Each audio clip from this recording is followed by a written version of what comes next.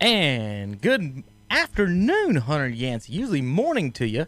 Kevin Hastings along with Hunter Yancey. And as we return to, oh gosh, I'm messing up all the pictures now, Hunter.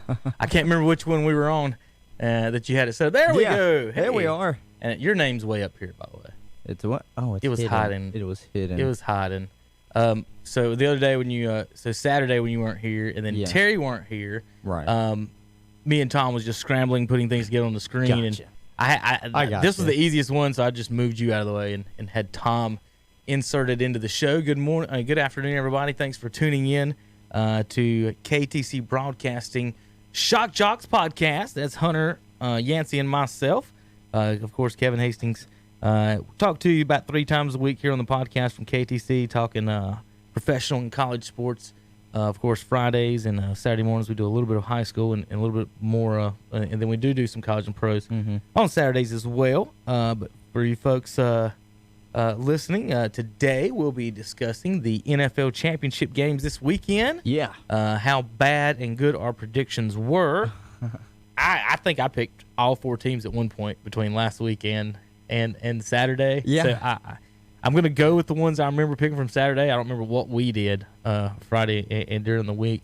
But I just, let's see, make sure Randy don't need it now.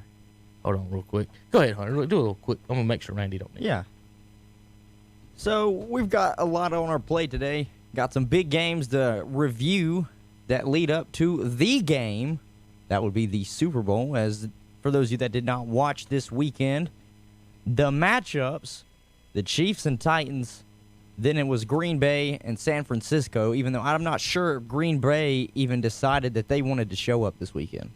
Really didn't look like it. Really didn't look like it. How good is San Francisco? You know what I mean? I agree. I agree with that statement. Enough with me to say this. Packers are 14-3, mind you, and made the NFC Championship. Right. So they were 14-3. I've seen a lot of people say it was they might have been a fraudulent 14-3, which even if they were, regardless, they were still 14-3. I know that they battled it out with Seattle, even though Seattle doesn't have nearly the weapons that San Francisco had, and Green Bay still was able to manage a win. I don't think it was a securing and astounding win, but they still won it. We can go ahead and start with the 49ers Green Bay game because that was the last game of the night yesterday, and the one that's fresh on everybody's mind just because of how lopsided it was at halftime. I mean, the game was essentially over in the first quarter, and to me, I can kind of agree with maybe Green Bay was fraudulent. I've heard a lot of people make good points. Chicago and Detroit were both down this year. Those were free 4 wins right there for Green Bay. The only one that they had to really match up hard against in their own division was Minnesota, but even then it came down to who do you trust more, Kirk Cousins or Aaron Rodgers. I told a buddy of mine, I said between those two head-to-head, would you pick Minnesota? A coin. I think you could flip They a ended up coin. having to play who? New Orleans? Who they played in the first round? First round, they played New Orleans. And they beat New Orleans. And beat New Orleans. They beat New Orleans. And then lost to in San Francisco. Gotcha. Yeah. Make sure I get all my ducks in a row there. It's been a few weeks. Been a few weeks. We haven't seen any likes of the Minnesota team because the 49ers look like possibly the most dominant team in football. And for weeks, a lot of people were saying maybe they were the most dominant team in football. What I want to talk about in this game, and I think is the most important thing, is that this game established that all the talk that we and sports writers and commentators and football experts, like, we all talk about, can this quarterback win the Super Bowl? Is this quarterback good enough to win the Super Bowl? And for years on this show on Saturday mornings, I've told everyone that it's the playoff. You can be all the shiny you want in the regular season. Right. In the playoffs, defense wins championships. 48 out of 53 champions have been won by the top 12 defense. Folks, you can almost always look at that and check these and do your measures on that. So Trent Dilfer won a Super Bowl. Brad Johnson won a Super Bowl. Rex Grossman made it to one. I mean, you can go through the list of how many quarterbacks have made a Super Bowl that might never make one again. Nick Foles won a Super Bowl. He did. But you walk down the street and you ask any Panthers fan or anyone else around this, is Nick Foles better than Cam Newton? They'll say no. Is Nick Foles, Eli Manning? You ask somebody, is Eli Manning better than Lamar Jackson? They'll say no. So no matter what you do, I just when we have these conversations, I was talking with Tom on Saturday because we were talking about the college football. I'll give you my standings that he poo-pooed, of course. But but my point is that what we have, it's like we don't have our set standards for what makes someone a good quarterback or what needs to be to win. We wait till after the game's over and then say, well, this guy could do this and this guy couldn't do that. You know what I mean? So you've got different on them win. And what I'm getting at is Tannehill won 2 playoff games this year. 78 and 77 yards, or 78 and 88 yards passing. Jimmy Garoppolo yesterday, was it at halftime, had 6 passes and ended with the game with 8. 6 for 8, 77 yards. 8. Now remember, 3 playoff games in the last 2 rounds have been won by the quarterback who threw for under 100 yards. Yep. Not under 200, not under 300, under 100 yards. Now, how many of the quarterbacks in the NFL, Hunter, can throw for under 100 yards? I mean, we talk about these analytics all the time. Pass, 7 yards, 7 yards, 7 yards. But then constantly teams prove that the teams that run the ball more usually end up being the winners in these games, especially in the playoffs. And it's just that when we talk about these quarterbacks and poo-poo quarterbacks, man, I think we put a lot too much emphasis on exactly what they do and how valuable they are sometimes. I think I can agree with sometimes they might be overvalued, but I will say this, it helps if you have a great one. Right. It really does help if you have a great one because even Green Bay, that was the talk. And I'll admit it, I fell victim to it after the first game of the year after I saw what that defense did to Chicago. I remember you talking about their good defense. I was like, Green Bay's defense has really improved. Because I wanted to get on Will about some. Because he's a Packers fan, so right. I remember using that for fire earlier. Yeah, I was like, well, they had a great defense first few weeks when they played nobody, and then they play these teams that have such astounding run games. The Philadelphia Eagles went up there and basically ran wild all over Lambeau. And now I'll just read this because this was astounding to me. Mostert, the running back, however you might say his name, Mostert. Let me put it this way. 29 carries for 220 yards and 4 touchdowns. The man absolutely ran wild. First of all, I've never heard of him. Second of all, everybody in the weekend, I'm sure they bet that Henry would have the 100-yard game. He had under 100. Yes. And this cat, 200, how many did he end up with? 220 yards. That's a Timmy Smith night there. Wasn't it 226 that he had in the Super Bowl? Maybe. It was something like that. I mean, here's the thing. Wow. This is what's so crazy, too, about Mostert. He's been cut by 7 teams. He's been cut by – it was either 6 or 7 teams. Now, remember that. He went and found the right place. If Mac Brown cuts you, you're told that you can't never play again. Bill Polian told Lamar Jackson he should be wide receiver. That just makes my point. I just try to tell everybody. It all depends on who your coaches are and who believes in you and what you can do at your positions. Bill Belichick's famous thing is don't tell me what a player can't do, tell me what he can do, and then I'll put him in those positions to can do. And, Armani Edwards, I can go back to him and the Jimmy Clausen situation here in Carolina. John Fox he admits he never saw either one of them throw a football. Yeah. Half the league had Armani as a quarterback, and half the league had him as a wide receiver. So the Panthers end up drafting them both, move Armani to wide receiver, and Jimmy Clausen never does anything. So what was the decision? Was that still a good coaching decision? Because obviously he was putting Clausen in a much higher, they're gonna move towards him, but it didn't work out that way, and that's just. I just think that, a lot of it has to do with coaching matchups and everything. Belichick coaches the way he coaches because he knows Brady manages his offense. Yeah. Patriots haven't never blown anybody out in the Super Bowl. No. I think the Cowboys in their first Super Bowl against Buffalo won by more points. They won by 35 points, Hunter. That's more points than all of Brady's Super Bowls combined. Yeah. So it's the defense in the running games. Go back to some of these Patriots championships. Also, the ones that won it were the ones that ran the ball a lot in the postseason in the Super Bowl. So, I don't know. I think we put too much on the quarterbacks. I think the most important thing with the quarterbacks is a good completion percentage, above 60, preferably 65 and more, but don't turn the ball over. Yeah. That's the number one key. And everyone looks back at the Panthers' Super Bowl run. Cam didn't turn the ball over that year. He threw all the touchdowns and run for all the touchdowns he wants. But the key on that is that he didn't throw a lot of interceptions, and he doesn't fumble. Big old hands and big tall boy. He shouldn't be fumbling the ball at all. You're sitting there thinking, and we're going to the Super Bowl, they're going to be talking about quarterback. That's all they're going to talk about. But last year they did that, and the Patriots held the Rams to 3. So I'm just looking, when I look towards these teams, Hunter, and we start talking about this Super Bowl, you always want to pick the better defense. Now, with that said, Kansas City had a good year on defense. But they've been bleeding, and they've not been able to stop the run lately. But they did good Sunday. They did. Going back to what I've seen with the 49ers this whole season, I'll be honest, this might be the fastest defense I've seen in a long time. Pretty good. When it comes to not just your secondary, I'm talking about your front four and your linebackers. Quan Alexander's got the speed to go left to right on anybody. You can match. This is one of the few linebackers you can match up on a tight end and be able to stay with him in a foot race if he's an athletic tight end. All right.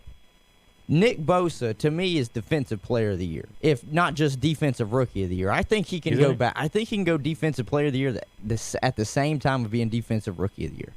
He is. Who else is in that conversation? Do you know? I have no idea. Okay, maybe Stephon Gilmore, cornerback for the Patriots. But to me, I know Stephon Gilmore had such a great year when it came to just being a ball hawk, absolutely going and getting it, shutting down number one receivers.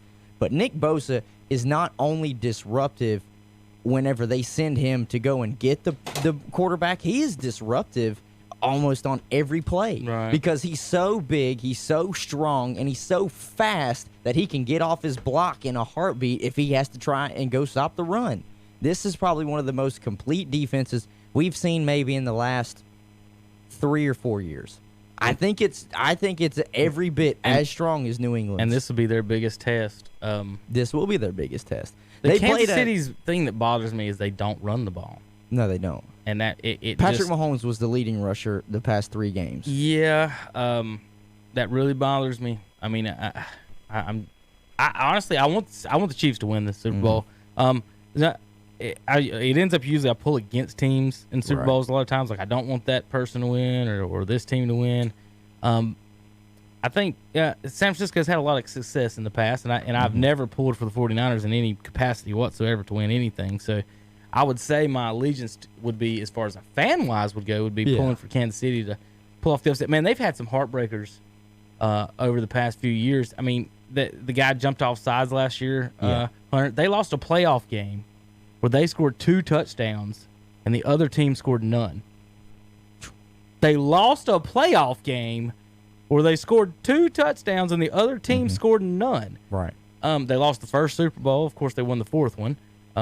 But the Chiefs have had some ups and downs over the years. I mean, Montana had a run at them. The four defensive ends on their team, 6.5 sacks, 7.5 sacks. Bosa's at 9. Eric Armstead is at 10 on the season. So they go and get the quarterback. They go and get the quarterback. D Ford, who's sitting at 6.5 sacks, did that in 11 games. He didn't even play a full season. Did that in 11 games this season. So he's the guy that jumped off sides last year. He is the guy that jumped off sides for Kansas City. So here's a redemption game for him, getting back at his team for moving on from him after that little mistake. Of course, I don't think that's why they moved off of him. It's because of the mistake. But you never know. To me, San Francisco is probably just as balanced on the offensive side too as on the defense. I know it didn't look that way against the Packers, but it's one of those things where if they can't stop it, why would we do anything different? That's why they had so many yards on the ground. They ran the ball, technically, including kneel downs, 43 times against the Packers. 43 times. I know Garoppolo only threw it 8 times, and you're thinking, well, how can you call that balanced? I just said Green Bay couldn't stop him running the ball, so why would you get away from it? Yeah. But if Garoppolo is asked to throw the ball and they can still have a running back go over 100 yards, they can do that at any time. Because Garoppolo, Sure, he can be a gunslinger at times. He'll turn the ball over. Let's not forget this is technically his first full season starting, and here he is in the Super Bowl. So Bill Belichick and all them obviously saw something in him when they drafted him. Yep. Kyle Shanahan saw something in when he made the trade for him. So he can throw the ball to not only Deebo Samuels, not only Emmanuel Sanders, but George Kittle. This is going to be the matchup of the two best tight ends in the league, Travis Kelce and George Kittle. And I think George Kittle is an X factor because I don't know who on the Kansas City Chiefs defense can, they always talk about what do you put on a tight end? You put a safety on him. Do you put a linebacker on him? If it's a linebacker, they usually outrun him. If it's a safety, they outbody him. I don't know anybody on the defensive side for Kansas City that can match up like how I think Quan Alexander can match up on Travis Kelce. Okay. So what I'm getting at, though, is I picked Kansas City to win the Super Bowl before the season started. Okay. But now that's because I thought they would have a different matchup in the NFC, and nobody thought the 49ers would be what they are right now. I picked them to at least make the playoffs. I didn't see them being a Super Bowl favorite. But after what I've seen from the 49ers, I think Kansas City is in trouble. Yeah? I think they're in trouble. I really do. Because even in Kansas City's game yesterday, if the Titans just decide to go with Derrick Henry, as close as it is, that game I think could go the Titans' way. But they decided to have the matchup between Tannehill and Patrick Mahomes, and Patrick Mahomes wins that matchup every time. Well, yeah. Patrick Mahomes is, to me, the best quarterback in football right now. I don't understand what the... we'll get to that. But Green Bay, this is something that I wanted to bring up to you while we were on it. So they had an interview with Aaron Rodgers after the game with San Francisco, and he said that the Packers' window is still open. And my question to you, I guess we can both just talk about it as briefly as we want, or as long as we want, is for how much longer is that window going to be open for a Super Bowl? And then is it even really open? I don't know if necessarily this window's open just because of how much talent is in the NFC. Yeah, I mean, that's a good point on the NFC side. And Aaron Rodgers is not getting younger. I've said it all year. I don't think he looks like himself. He had a good stat line yesterday, but in the first half, he was subpar, if not horrible. The NFC, just think about it. You got Russell Wilson. The 49ers now. So 3 teams in the NFC West. You got the Goff. Because Goff. Kyler Murray just got drafted. And he's not. Arizona will be rising. That may be the best division in football. In the Central, you've got Stafford, Cousins, Rodgers, and whoever the Bears Trubisky if they keep him. The pocket passers. Yeah. NFC's tougher. I think. The Matt Ryan, AFC guys are getting older. Matt Ryan, so Drew Phillip Brees, Rivers, Roethlisberger, Brady, all of them are getting older. So this does open up more doors, I think, in the AFC. But the AFC, I mean, those doors might close quick too with Deshaun Watson and these other guys. I'll give a nod even to Dallas and Philadelphia. Like, there's so much talent in the NFC. I don't like. Obviously, if you're a Packers fan, that's what you want Aaron Rodgers to say. You want him to go up there and always say, "Yeah, we have a chance always to compete." But with him getting in his age, and I know he can still throw the ball pretty nice. But it's all about defense. His defense gave up how many points yesterday? His defense gave up 37.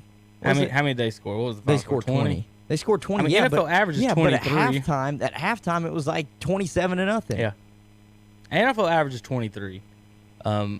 Year in and year out. So just write that down. It was 27-0 at halftime, and they scored all 20 of their points in the second half. But they still couldn't stop San Francisco. Yeah. If San Francisco if Green Bay doesn't learn how to stop the run, they'll never advance. These teams are just going to get better, and a lot of people are probably going to start copying the Mike Vrabel offense that he's running with Henry. They might start looking at Kyle Shanahan and saying, the run game's not dead. But to me, it's more on the hands of Aaron Rodgers. Don't act like you got a lot of time left. How does real quick, so thinking about the way the playoffs went with the running backs. Yeah. and how the quarterbacks have won 3 games with under 100 yards passing. How does now, real quick, does Jerry Jones look at the he's already paid Zeke, right? And the Dak situation then.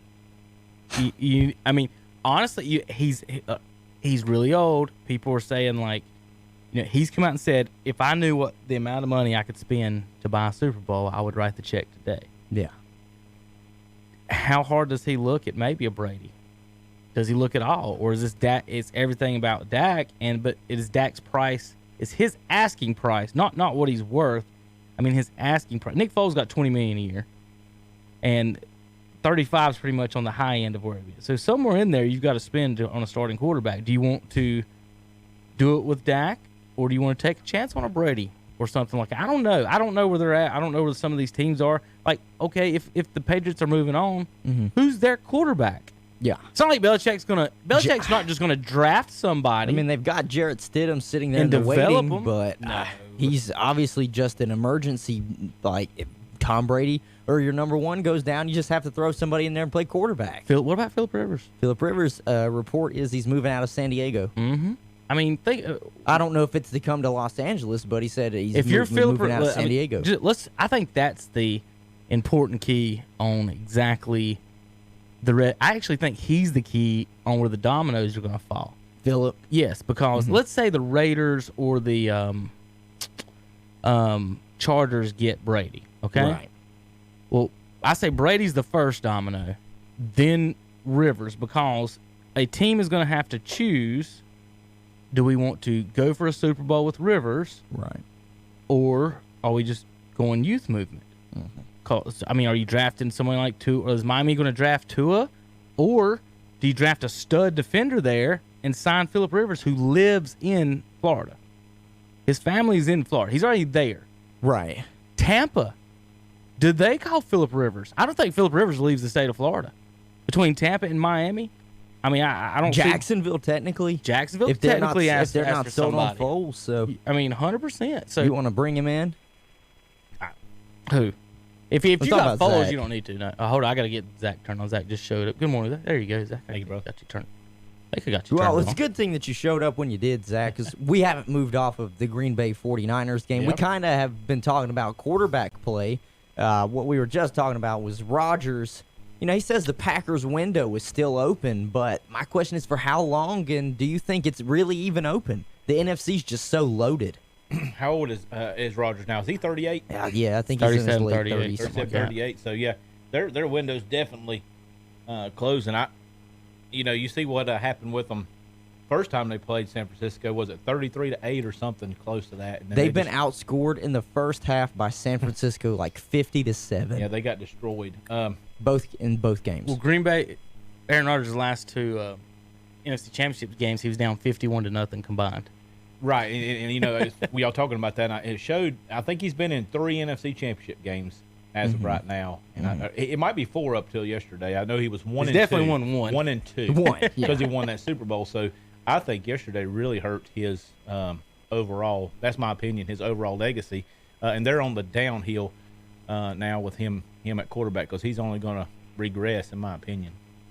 Well, it's getting to the point, like, one of the best things he was really good at was moving around, and it didn't matter if his line was that good. He could move enough in the pocket to make the throws. Now it seems like he's getting older. He's not really moving like that. He tried to spin one time yesterday, like Romo used to spin, and he spun, and he didn't move anywhere. I was like, oh, Lord, dude, that's not good. Zach, yesterday, Aaron Rodgers needed that win to pass Joe Flacco.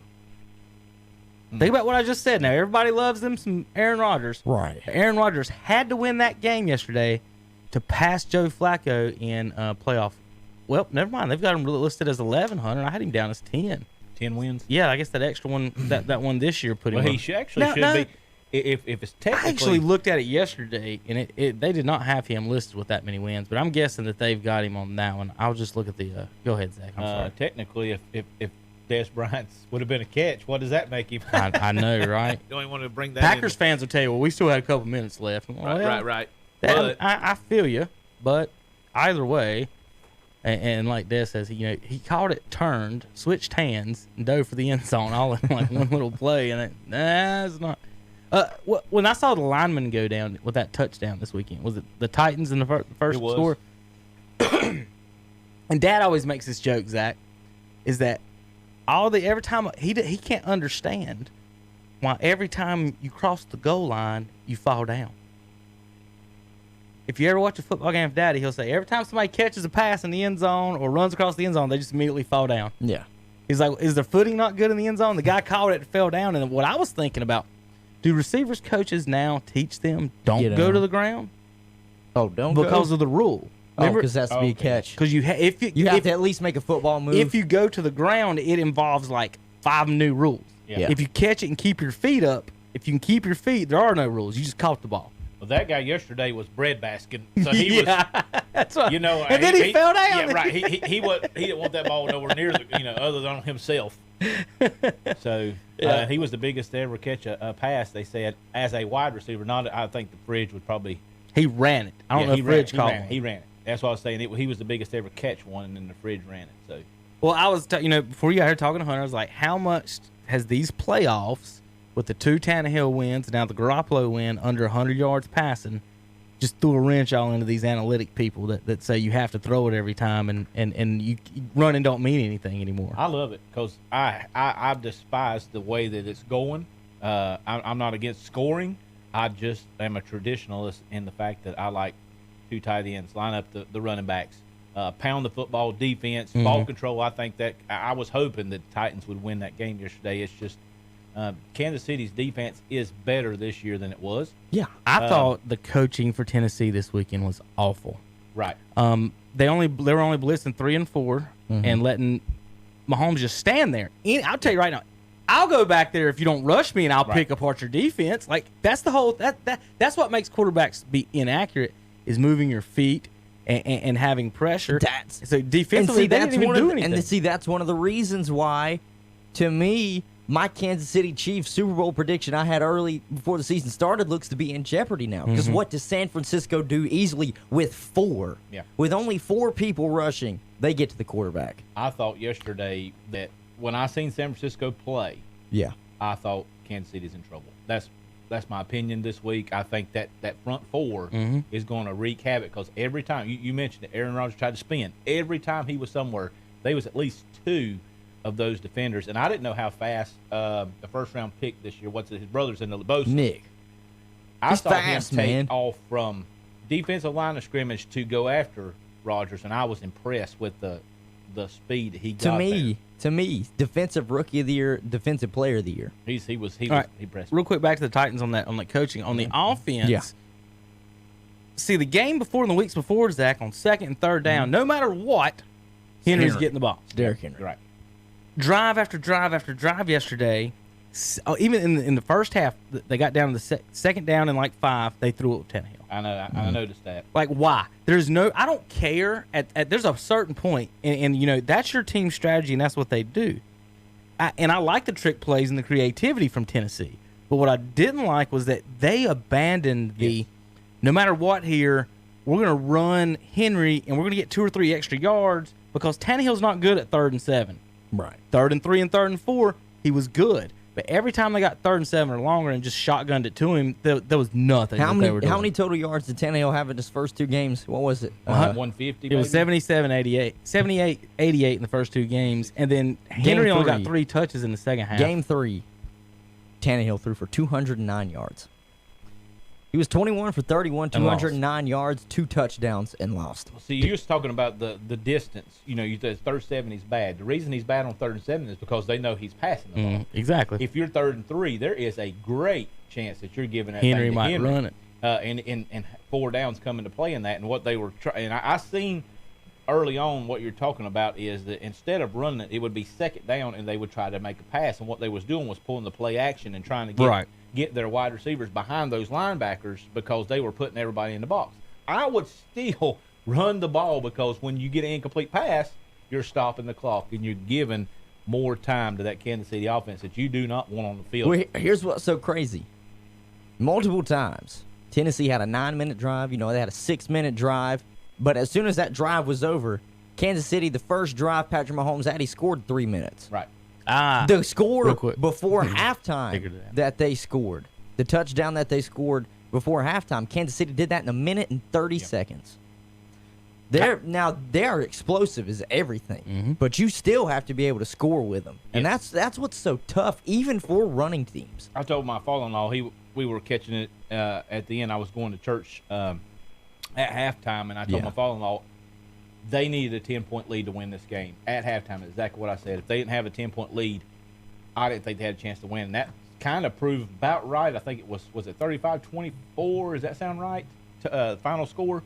35-24. I thought it was 35-24 Chiefs. I thought they needed a 10-point lead to win that game, and they went in just like the week before when who did Kansas City play the week before? Kansas City played Houston. They went up 4 at halftime. Same exact scenario. It was 27-23 or 28-24 or something like that. They went up by 4 at halftime. So scary. I was talking to Hunter. I like to pick the best defense. Yeah. When it comes to the Super Bowl, almost every time, looking at real quick, I found out the Aaron Rodgers discrepancy in the stats. They have him down as a win on Pro Football Reference, but that was a Brett Favre win his first year, so that's why they had one more on Pro Football Reference. So they're saying that as a Green Bay overall and not Favre. Right. So he does have 10. He's tied with Flacco still. So I thought I was right about that. Now, how many losses does Flacco have, too? Just to say how many, because I think he would have a better win-loss percentage. Who? Flacco. Well, yeah, he'd probably have to, probably because he probably made the playoffs. A little bit less. I can't. This one is not showing me the win-loss, the loss on it. There's one that has them all listed here. I mean, even though Tennessee got away from running their bell cow on Henry, he only had 19 carries, 69 yards. He had a touchdown. Ryan Tannehill had 2 touchdowns. He didn't throw any picks. He was only sacked 3 times. He only missed through 10 balls. So it's not that Tannehill played bad. It's just that the Titans played away from their strength. Right. Too much time left on the clock with all those passing. Everybody's passing. Every time there's an incomplete, it stops. No, because Mahomes, he had 23 for 35, 294 yards and 3 touchdowns. He was sacked twice. And they gave up that one where he should have been tackled. That run 40 yard where he should have been down. That hurt him. He solidified though that he's not just a big arm. He's mobile. I mean, of course, he's one of those guys that we compare like a Russell Wilson and other quarterbacks that can move, but it's not their first option. Right. Because you saw the whole time before he broke out that run, he was strafing to his left, looking, seeing if he could make the throw. And then when he was running out of room to keep strafing and nobody was open, he said, all right, let me try and do this by myself. And it worked out. He's a gamer. He's got the great equalizer. I'd like to see how good he was without those receivers that speed separates and he can give them some time to get away from their defenders. To me though, Patrick Mahomes is I'm not saying like the same quarterback, but he's a very similar quarterback as how Russell Wilson is. Where it does, to me, where with Russell Wilson, it's fact. It doesn't matter who he's playing with, he can make him look really good. And that's how I feel Patrick Mahomes is. I don't care. It doesn't matter. It helps. I agree 100% that his receivers can run like 4 threes. Travis Kelce's probably the most athletic tight end in the game besides George Kittle. But to me, even still, if he had the same weapons that Russell Wilson has at the receiver position, I still think he'd be fantastic. That's just what I've seen with his arm talent and his ability to put the ball wherever he wants it on the field. That's the one I was looking for. Very good. Zach. Flacco's 10-5. Aaron Rodgers 10-8. 10-5. Flacco's 10-5. Aaron Rodgers 10-8. Just in front of them is Aitman and Staubach. You had 11 postseason wins each. Brett Favre at 7 with 13. I mean, tied at 6 with Roethlisberger with 13. I want you to look at who's up top. Peyton Manning 5 is Peyton Manning, Elway, and Bradshaw are all tied at 3rd with 16 wins. 14 wins. Joe Montana is 2nd with 16 wins. First is Tom Brady with more wins than Joe Montana has than the person right behind Joe Montana has. Right. He's got as many wins as Montana and Bradshaw or Elway or Peyton Manning added together. So Tom Brady, that's 30 how far ahead wins, he is. 30 playoff wins. And his win percentage, I will look at win percentage over wins too. The win percentage in the playoffs. That's where they say that Flacco plays above his head. And they always say that Peyton, because I know that Skip Bayless just used to rip. He's 500 Peyton quarterback. Manning. Yeah, he was not the same quarterback in the playoffs, and he'd come up against Belichick's defense, and Belichick would just destroy him. No running game. Yeah, and they had Edgerrin sometimes. You can. Who was the other back that they had with him? Edgerrin James was one, and then they had another, but they never really. Who was right did. after Edge? Was it Frank Gore? I wish you would. Ajay was in there at some point, and then it was somebody else. It wasn't Gore. Was no. No, he's there now. So I can tell you. Montana was 16-7. Favre was 13-11. Bart Starr's got an impressive percentage. Bart Starr never got beat but once, 9-1 in the playoffs. And then Aitman 11-4, Staubach 11-6, Brady 30-11. There's only four. Marino, he's in there. I was trying to say. What, Edgerrin James? Yeah, Edgerrin James. Edgerrin James. Yeah, that's the right. Edgerrin James was. Who did I say? I thought you did say Edge. I just said Edgerrin. Who's the other one? Yeah, it was Edge and then another guy. So real quick, Brady with 11 losses, Manning with 13. Manning's got the most losses in postseason history. Brady is tied with Favre in second, and then Dan Marino. Yikes. 8-10 in the playoffs. There's another no running game, no defense. Can you name one, Zach, off the top of your head, good defender that played with Dan Marino? The only person I can think of is the kicker, is Stoyanovich. I had his starting lineup. Now, if we was talking about that played with him, I could remember Mark Duper, wide receiver, and Clayton and Duper, the Marks. There was an argument, and I don't think it was Shannon Sharp that was saying that Elway had good receivers. He thought those guys were really good. I thought they were B receivers. Are you thinking of Joseph Adai? He was there from it must have been him. It was 2006 till 11. Yeah, I believe it was Joseph Adai. He was pretty decent running back. But Marino, I think he got to the Super Bowl in his second year, and then never returned. What a great career to have nothing else happen. Yeah, looking on down the list, people want to know where everyone else is. Flacco and Rodgers tied in 10th place of 10 wins. Right behind him, Bart Starr, Kurt Warner, Russell Wilson, Donovan McNabb, and Jim Kelly with 9. Plunkett, Eli, Steve Young, Breeze, and Marino with 8. Just when I say a number, and then the group with them, you kind of think about those are pretty good quarterbacks. Like they're all kind of the same there. So Plunkett, Eli, Steve Young, Drew Brees, Dan Marino, pretty good quarterbacks. Next group, 7, there's only one, Kenny Stabler. He won. Did he win 1 or 2 Super Bowls? That one, 1976. Stabler won 1. And then at the 6 with 6, Unitas, Theismann, Sims, and Greasy, and Tarkington. Then you get down to 5. It's just a menagerie of people. Sid Luckman, Trent Dilfer, Mark Rippon. There you go, Hunter. Jake Delhomme with 2 more wins. Jake Delhomme has 2 more playoff wins than Cam.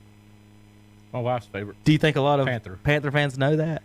Probably not. That Jake has 2 more playoff wins, and they both lost the Super Bowl. I think they forget that we had a super team in that 2000. I just had a buddy comment. We were talking about quarterbacks. Being on the move. He was like, "Why would Rivers not think about coming to Carolina?" Rookie coach. NC State guy. I think that coach, they gave him a 7-year deal, Hunter. They ain't messing around with anybody over 30 years old. Not to get off this subject for a minute, but as soon as I seen Luke Kuechly retire, I told my wife, I said, Cam's gone. Oh yeah.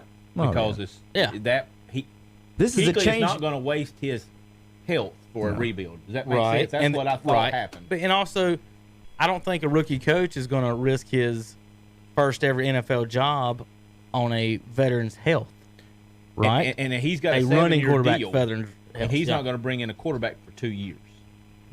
This on his last 2 legs. Right. That's, He's going to start now. I think either they tank this year.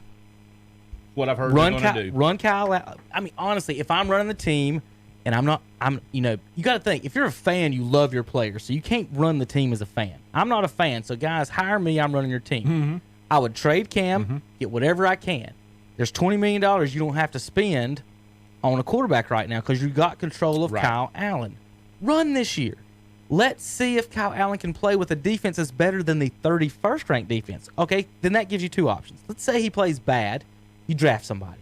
If he plays good, now you're a playoff team. I agree. Because all you got to do is start adding all the pieces together with the draft. I agree 100%. The only thing I disagree with is Kyle Allen. I would put Greer. I would put Greer in. I think Greer looked awful. I think Allen played solid. I would put Greer in just because you wasted a second-round pick? Third round. Well, That's not too bad. They've got all offseason to decide that. Greer or Allen on but that, I would that point. definitely do that. But they'll you know can by spend that your season. money if you want to save your $20 million. You could beef that defense up or that offensive line. Well, Right. this is what it said to me with Kuechly retiring. It's a changing of the guard It is. at Carolina. It's the end of an era. You know, it's the end of everybody basically that Jerry Richardson brought in. Jerry Richardson had drafted Kuechly, drafted Cam. He's drafted Thomas Davis. He drafted a lot of people.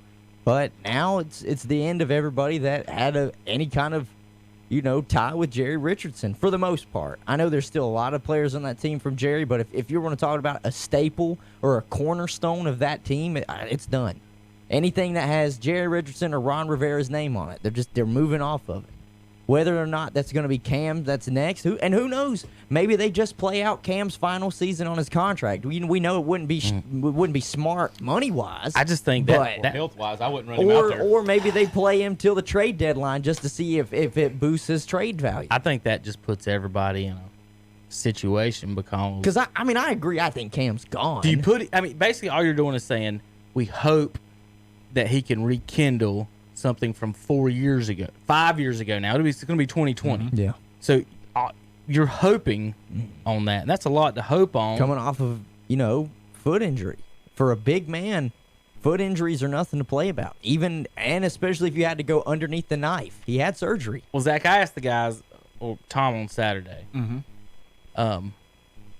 So Kuechly, Ron Rivera, and Cam added together had 3 winning seasons in 9 years. Every other team in the world blames someone for that. Everyone in Dallas blames Jason Garrett for their failures, right? Whose fault is it then that the Panthers, A, did not win a Super Bowl or only had 3 out of the 9 seasons with Rivera and Kuechly together? Now, the only 3 winning seasons they had, remember, were the 3 seasons they had a top 10 defense. So is it Sean McDermott leaving? Is it so? If that's the reason, then Cam, Luke, and Ron aren't as good as everyone thinks. Or 2 of them are good. And somebody's got to take the fault here at some point of what it is. And I don't see a single Panthers fan saying anything bad about any of them. So I just want to know: do they blame the GM for some reason? Is that where we're at? I would always point to Marty Hurney. Okay. Now I will say this too: is that we changed up schemes a lot. 4-3-3-4 defense. So we went different. This schemes. year you went to 3-4, which I thought was not good for Kuechly as well. And I don't think 3-4. Truthfully, I don't think 3-4 is good defense compared to 4-3. You're not a fan of it, yeah. I'm not. There's only a couple teams that actually. Dallas was playing at one time. Green Bay was playing it at one time. There was only like 5 teams in the league. But I think we changed up a lot of stuff with personnel, with changing up offensive coordinator, defensive coordinator, trying to bring in Norv Turner. And I don't know, I thought Norv Turner would help Cam, and I didn't see him help him at all. I was actually disappointed in his progression under Norv Turner, so I wasn't as impressed with Norv Turner as I thought I would be. When Norv's a running back, he's never he's a what the Dallas offense was. They had 5 plays really, and Cam needs more different plays. He needs creative stuff, misdirection. Norv had success with the Chargers, but he had LT. Yes, again, yeah, Tomlinson with a drop back quarterback. Yeah, it wasn't a running quarterback. I don't think that was a good pairing with Cam as far as that, because it's a different type of offense. When Cam was hot, listen, when you guys went to the Super Bowl, that one game, I think it was the Seahawks, Cam didn't throw a pass to you, up 13 or 17-0, something like that. Because I remember saying a lot of the times that their offensive coordinator is in a rhythm right now. And you guys would call a play, and you'd set up the next one. Then you'd call a play and set up the next one. And y'all were doing so good during that run. So you're looking at Marty Hurney. I do have a Panthers fan that's on Twitter I went to college with. He hates Marty Hurney. Yeah. Is it so? What does he fail? What did he fail at the end to support everyone then if that's the case. And he's the one with the job still, and the other three are going to be the ones that are gone. I think a lot of it had to do with, if you look at some of his drafting, some of the drafting problems, some of the people that we took at high picks that did not pan out. I will say this. Almost all of them were defense. A lot of them were defensive line. Zach, as a pseudo-Cowboy fan, the draft is so important. From the time Aikman retired until the time Parcells left, they had terrible quarterback drafts. Is what I was quarterbacks too. So every single year, you can go down and look at the first round picks and be like, he didn't pan out. He didn't pan out. He didn't pan out. And Jerry liked to take chances. Jerry always took a chance on either somebody in the first or second round that nobody liked. Except for the one he needed to. And they said the Randy Moss one. He took a chance on everybody else in this world. But the best player that ever came by except Randy Moss. But, it's just insane to me. And then the last 5 or 6 years, they've hit on all their draft picks. They hit on all their linemen. They hit on Zeke. They traded a first-round pick for Amari Cooper, so he's a first-round draft pick technically. And then they hit on Dak in the 4th round as an NFL quarterback. So the drafting for Dallas has been excellent in the past few years, but the coaching, everyone says the coaching. What I'd heard is Dallas is, I guess he would be their Marty Herney, I guess, because, Jerry runs the team. But Jerry's they say the guy that's picking these players. It's Stephen Jones. I don't think it was even him. They say he's really, really good. It's not Stephen Jones that's picking them. There's another guy that's making these picks, and I heard he was really good talent evaluator. I don't know who you're talking about. I don't know off the top of my head, but I want to see who's picking these guys. I've heard it. Well, I thought Jerry and Stephen was in charge. I think it's this guy. I believe he's black. It says Draft Guru, NFL pull Draft him up Guru and see Will if that guy's McClay. black, because if he is, it's the guy. That's him. Okay. They say he is super good talent evaluator, and they say he is the guy that's picking these players for them. And they're actually going with it. How many times has Jerry conceded to do this? Not much, and then he's doing the same thing with the coach that's coming in. So he needs to come to Carolina. Will McClay is his name. Cowboys, by this note, gave him a 2-year deal 2 years ago. So I don't know if he is now an official free agent. You laugh about he needs to come to Carolina, but this was what I heard in a podcast, and it makes so much sense. I'm surprised a lot of other teams don't do it. There is no salary cap when it comes to front office members or coaching staff. Right. That's why Matt Rule got all the money. They backed the Brinks trucks up for him in Carolina. That's why they went out and got Joe Brady from LSU for the offensive coordinator position. To me, it would not surprise me if they try to go out there when he comes up off of contract, because Tepper right now has shown you he is not afraid to spend money. Yeah. So if he wants to go out there and back the Brinks truck up for a good scouting department, I'd say now if Will McClay, if you're listening to the Joxx podcast, we'll take you in Carolina right now, because ours is horrible. We're going to be talking draft in a couple months and weeks. I just can't wait till the teams just start making decisions. I know we'll decisions. be talking about draft coming soon, but let me ask Zach this. Panthers fan, right now, Kuechly's gone. Who moves into his position? Is it somebody that's current, like a Shaq Thompson, or do you draft him? Because you have, the 6th or 7th pick, so you can get a good quality linebacker coming out. I think Isaiah Simmons is fantastic. I think at 100%. Hunter determines on if someone on the team can make the calls that Kuechly was making. That's your key. Now, I did see a joke. I don't think anybody in the NFL can do that. I did see a joke, Zach, that A.J. Klein is a free agent, that you guys should sign him, and then everyone still chant Luke. That's what they were saying online, is get Klein back and then chant Luke, because they used to accidentally say his name when he got tackles when he was in Carolina. They're saying that I know we're on the draft, but they're saying that the Bengals do not want to give up that first-round pick. Right. I would tell them they could have Cam, they could have that 7th pick, and then whatever else they want out of the except for McCaffrey. You can have whatever your pick is, and then I would go after and get a quarterback. You'd get Burrow. I'd get Burrow. I'm just trying to think, basically, and again, all of that has to do with Cam's health. Like, who wants him in that? All right, here you go, Zach. With the Detroit Tigers have drafted more Super Bowl starting quarterbacks than the Detroit Lions. That don't surprise me. The Detroit Tigers selected Pat Mahomes a few years ago in the draft. So the Detroit Tigers, folks, have selected more Super Bowl quarterbacks than the Detroit Lions. There's your stat of the day. What do you do about that? Man. I'm sorry, Detroit. Yeah. I've been to Detroit. I wouldn't recommend it for too many. We were there in a Colt. We were there on Thanksgiving weekend. We had tickets to Detroit and Peyton Manning Colts. Oh, Thanksgiving Day, and that was maybe one of the coldest, dreariest towns. And I know it was winter and Thanksgiving, but it was just dreary. There was nothing like gray skies. When I say I can't say anything positive about Detroit, I mean I'm 100% serious. Like we just sat around, I'm like, man, they had nice this or nice. I don't know of anything that was kind of nice. They had this. It's not a subway. It's above ground, and this is their creative name for it, guys. Now y'all ready? This is gonna be awesome. It's called the People Mover. Oh my god! I guarantee they paid some like promotional company or PR department. The People Mover. Can y'all come up with a name? We'll give y'all $20 million. We need a name for this. Yeah. The People Mover is what it was.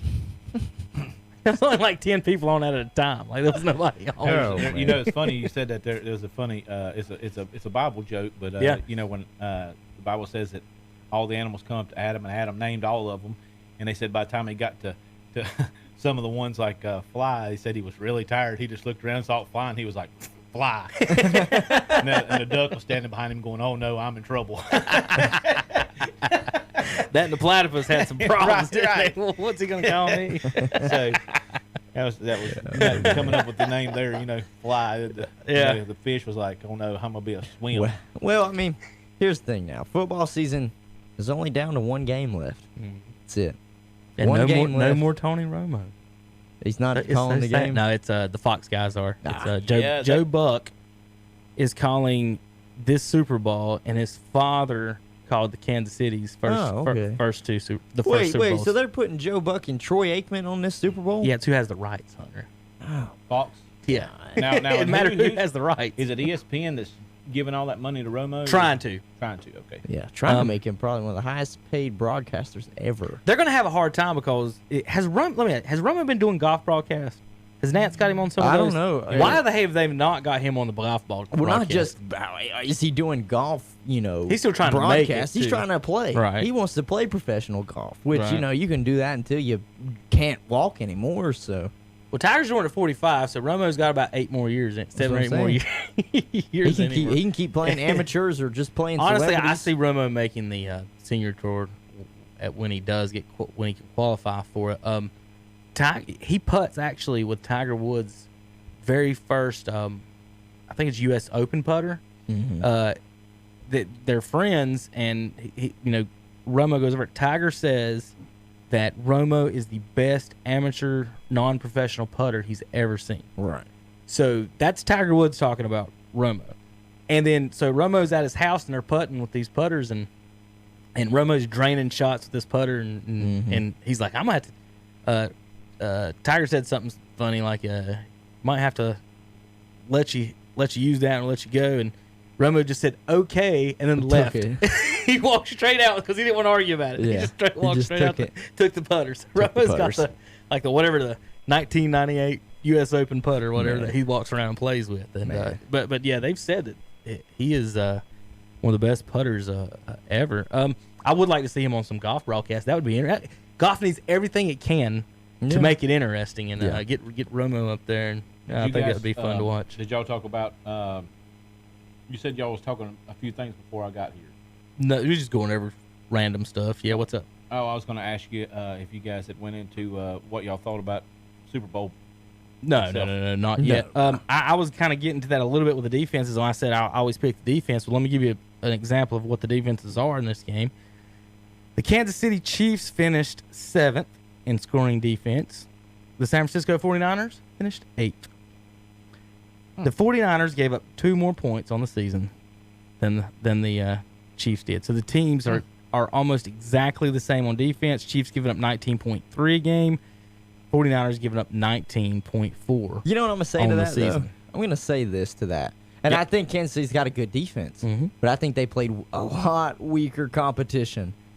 than the 49ers did. Because let's not forget the 49ers have the Rams, they have the Seahawks, and they have the up-and-coming Arizona Cardinals with that high-powered offense that they play.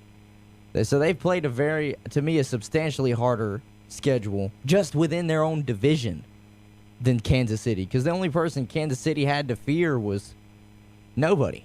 Oakland wasn't that great. The Chargers fell off a cliff, and Denver's still searching for a quarterback. They might have found one in Drew Lock. So, to me, the one that had played the substantially harder schedule, because not to mention, they both played the Ravens.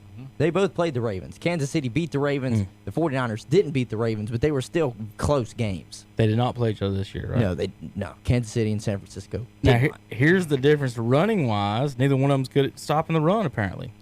Kansas City is 29, 28, 27, 26th against the run, 128 yards a game.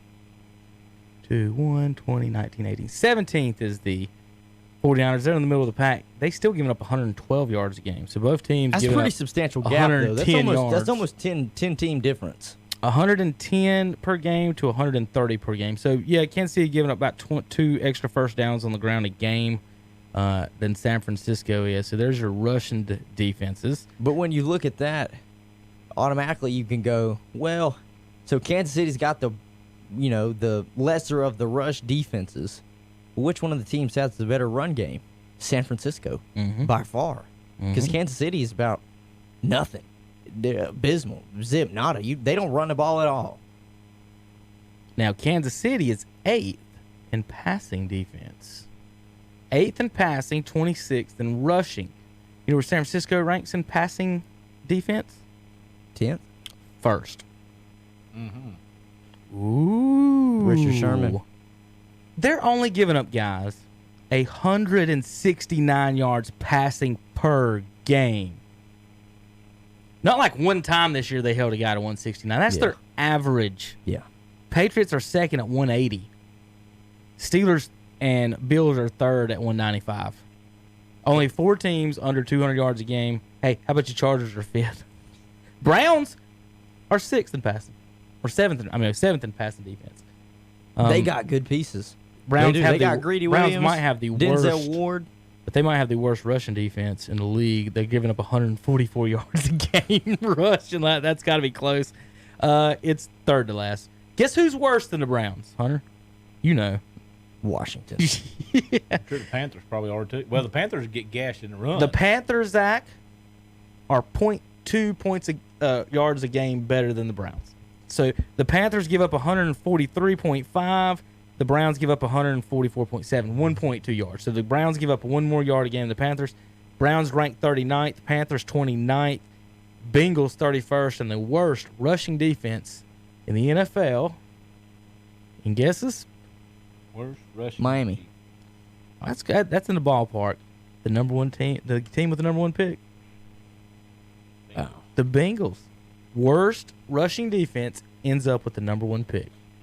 Tells you a lot. Tells you a lot what you need to know. Is Andy Dalton a free agent too this year? Yes. Okay, there are rumors that Belichick likes Andy Dalton. Well, if I was Belichick and I had still all the pieces that I have, and the only one I have losing is the quarterback, why would you not go after another seasoned vet? Why would you try and... Right. Who does Belichick go after? Exactly. That's what I'm saying. There's such a... he's not going after nobody young. Does he go after Teddy Bridgewater? I don't think they're letting Phillip him go. Rivers. I don't think Belichick wants him anymore. I don't even think the Saints would let him go. And you look at Rivers, he just moved back to Florida. That's a dead giveaway to me that he's not coming back to San Diego. Right, we just talked about that before you got here. He's moving back to Florida, Zach, and Tampa and Miami both have quarterback needs. And you could argue Tampa even Jacksonville. I don't think he leaves. I don't even think he leaves Florida. Think about him throwing into Evans and them. I would say Tampa Bay would be a great spot. They might be picked to be. They won 7 games with Jameis Winston throwing 30 picks. They might be picked to rival with the Saints next year if they get him, because Bruce Arians is really good. Well, you saw him laugh when they asked him about Jameis, didn't you? What he said? No, I did not. They asked him if they could win with another quarterback. He went, another quarterback? If we can win with this one, we can win with any quarterback. Yeah, that's exactly. He said that out loud, Zach. That's exactly what he said. So that means James is going to be somewhere else. He's a free agent, ain't he? James is a free agent. Tom Brady, Drew Brees, Phillip Rivers, Teddy Bridgewater, all these guys. There's Jameis going to be on the couch. There's so many. Jameis might be in Carolina. Would that mean Andre would switch allegiances? No, he would never do that. Andre said he wouldn't mind he would take Cam over Jameis, but yeah, I mean, there was a guy, Josh Freeman, that came out of Tampa Bay, and he was very similar to Jameis Winston. And I think if Phillip Rivers go there, they would be really good. Freeman was the first Jameis. If you think about it, he can win you. Big guy can win you games, but he'll lose you games. Yeah. So, you got Rivers there. You was talking about the Patriots situation. If he, I mean, what do you think Belichick feels like right now, looking at Garoppolo going into the Super Bowl? He's pissed. Yes, I thought that yesterday. Exactly, I'm like, he is livid. But he won it last year, so he can't really complain, right? Because he wanted to get rid of Brady last year. Right. So does that mean he thought he had won 2 years in a row? That would be the question. Possible he might think that. Yeah. But I know I was just thinking he was livid yesterday with that because Garoppolo is young. Brady, I would not like to see Brady go somewhere else because I want him to stay as a Patriot. I don't want him to be Joe Montana in Kansas City.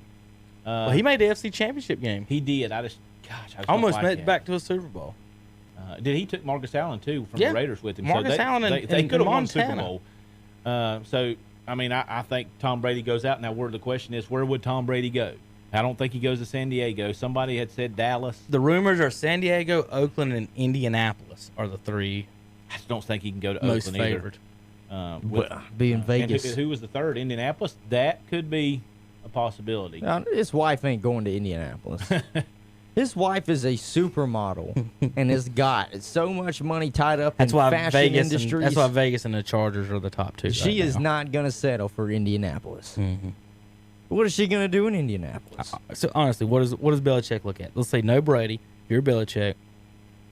Got a good defense. If you want a quarterback who ain't got no receivers, if you want a quarterback who really, like, he's not afraid to take chances, but is not the turnover machine that Jameis Winston is, and is still relatively young, then you do go Andy Dalton. Andy Dalton won me a lot of fantasy games a couple years ago. I'll say Andy Dalton through the first 4 weeks this year was leading the league in passing yards. He's not afraid to throw the ball. And it's not that he's got a bad arm. To me, he's just in a bad situation in Cincinnati. Oh, that's a bad team. And, I mean, he never really had A.J. Green for the past 3 years. A.J. Green's been dealing with turf toe. He's got Tyler Boyd. Yeah, A.J. Green's a free agent after this. Well, real quick on Andy Dalton, is what I want to look at his first 5 years. 9-7, 10-6, 11-5, 10-5, 10-3. Mm-hmm. 4 of his first 5 years, he had more than 10 wins in a season.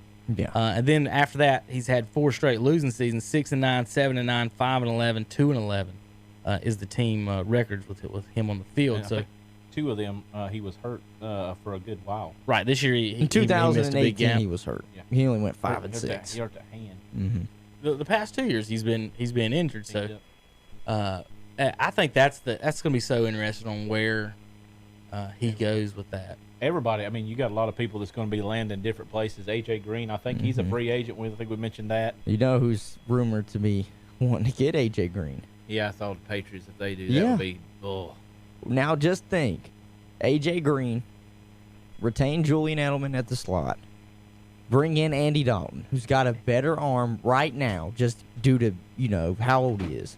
Got a better arm than Tom Brady. I got one for you. And they're retaining Josh McDaniels because he didn't get the head coaching position anywhere. Why not? If Belichick wants to prove he's the GOAT, Jameis Winston to the Patriots. If he can cut those interceptions down, Hunter, and that's the thing, he's not bringing in a guy with those picks. No, that's probably be the end opposite of what Belichick does on that. Yeah, Zach, you wanted to head into the Super Bowl there. Looking at these defensive stats, and I don't know. It's just, this is a very, I think, close game to where you got to think about other things besides just, we didn't know that kid was going to have 220 yards rushing yesterday. Right. That's just insane. So, who's going to be the step up star? Who's going to make the difference in the game? Kansas City has a choke problem. Andy Reid chokes, and they tend to do dumb mistakes. Yesterday, they jumped off sides how many times yesterday? Oh my gosh, it was horrible. It's nothing. It was horrible. And then I think they interfered on a 3rd and like 25, and the guy was 10 yards short, and he interfered with him. In the red zone. In the red zone. Yeah, basically in the red zone. 'Cause you're shaking your head at that, and then too. Remember, they didn't make the playoffs the year. They didn't make Super Bowl the year before because Dodo jumped off sides. Yeah. One thing I will say that's going to hurt Kansas City the most, in my opinion, is they are not playing at home. That crowd, when that crowd gets going, adrenaline starts flowing, and they go like, if you watch some anime stuff, they went like Super Saiyan level 4 on somebody, and it's like Goku just turned into Super Saiyan level 4 and just destroy everybody. But I think they're not going to be playing at a home game. And you talking about who would step up? All I think the 49ers needs to do is get pressure. You talking about how much they don't give up. They're number 1 in pass defense. Mm-hmm. It's because of that front four. Right. Because that front four is protecting those cornerbacks. Yeah. And then you got Sherman sitting out there anyway, and they was showing a stat yesterday that 95% of the balls go away from him. That's a lot. So you got Sherman sitting there. They basically there on cut off that one third half level. of the field with him. Yeah.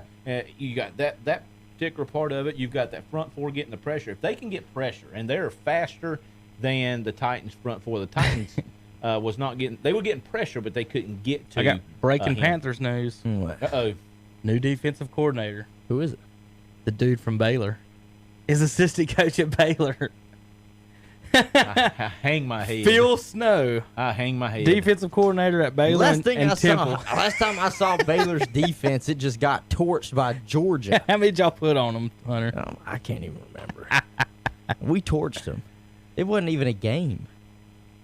It wasn't even a game. And then you throw in the offensive coordinator that we just got. They got the LSU offensive coordinator. He's 30 years old. They're not running a West Coast offense at Who's LSU. Mm-hmm. Yeah, they are. Are they? Yeah, it's a West Coast offense. Was it West? Well, that might work for Cam then. I was thinking they were throwing it down the field a little bit. Yeah, he's more He's a West Coast offensive guy. I didn't see what they were and saying as is much. Because what he's saying is that what's going to help Joe Burrow going from LSU to Cincinnati, if Cincinnati does decide to take him, is that Zach Taylor, the head coach of Cincinnati, is a product of a West Coast offense. That's what he learned under. People forget Zach Taylor was underneath Sean McVay. Sean McVay was from Washington. He was underneath Mike Shanahan. Mm-hmm. All right, so Mike Shanahan loves the West Coast offense.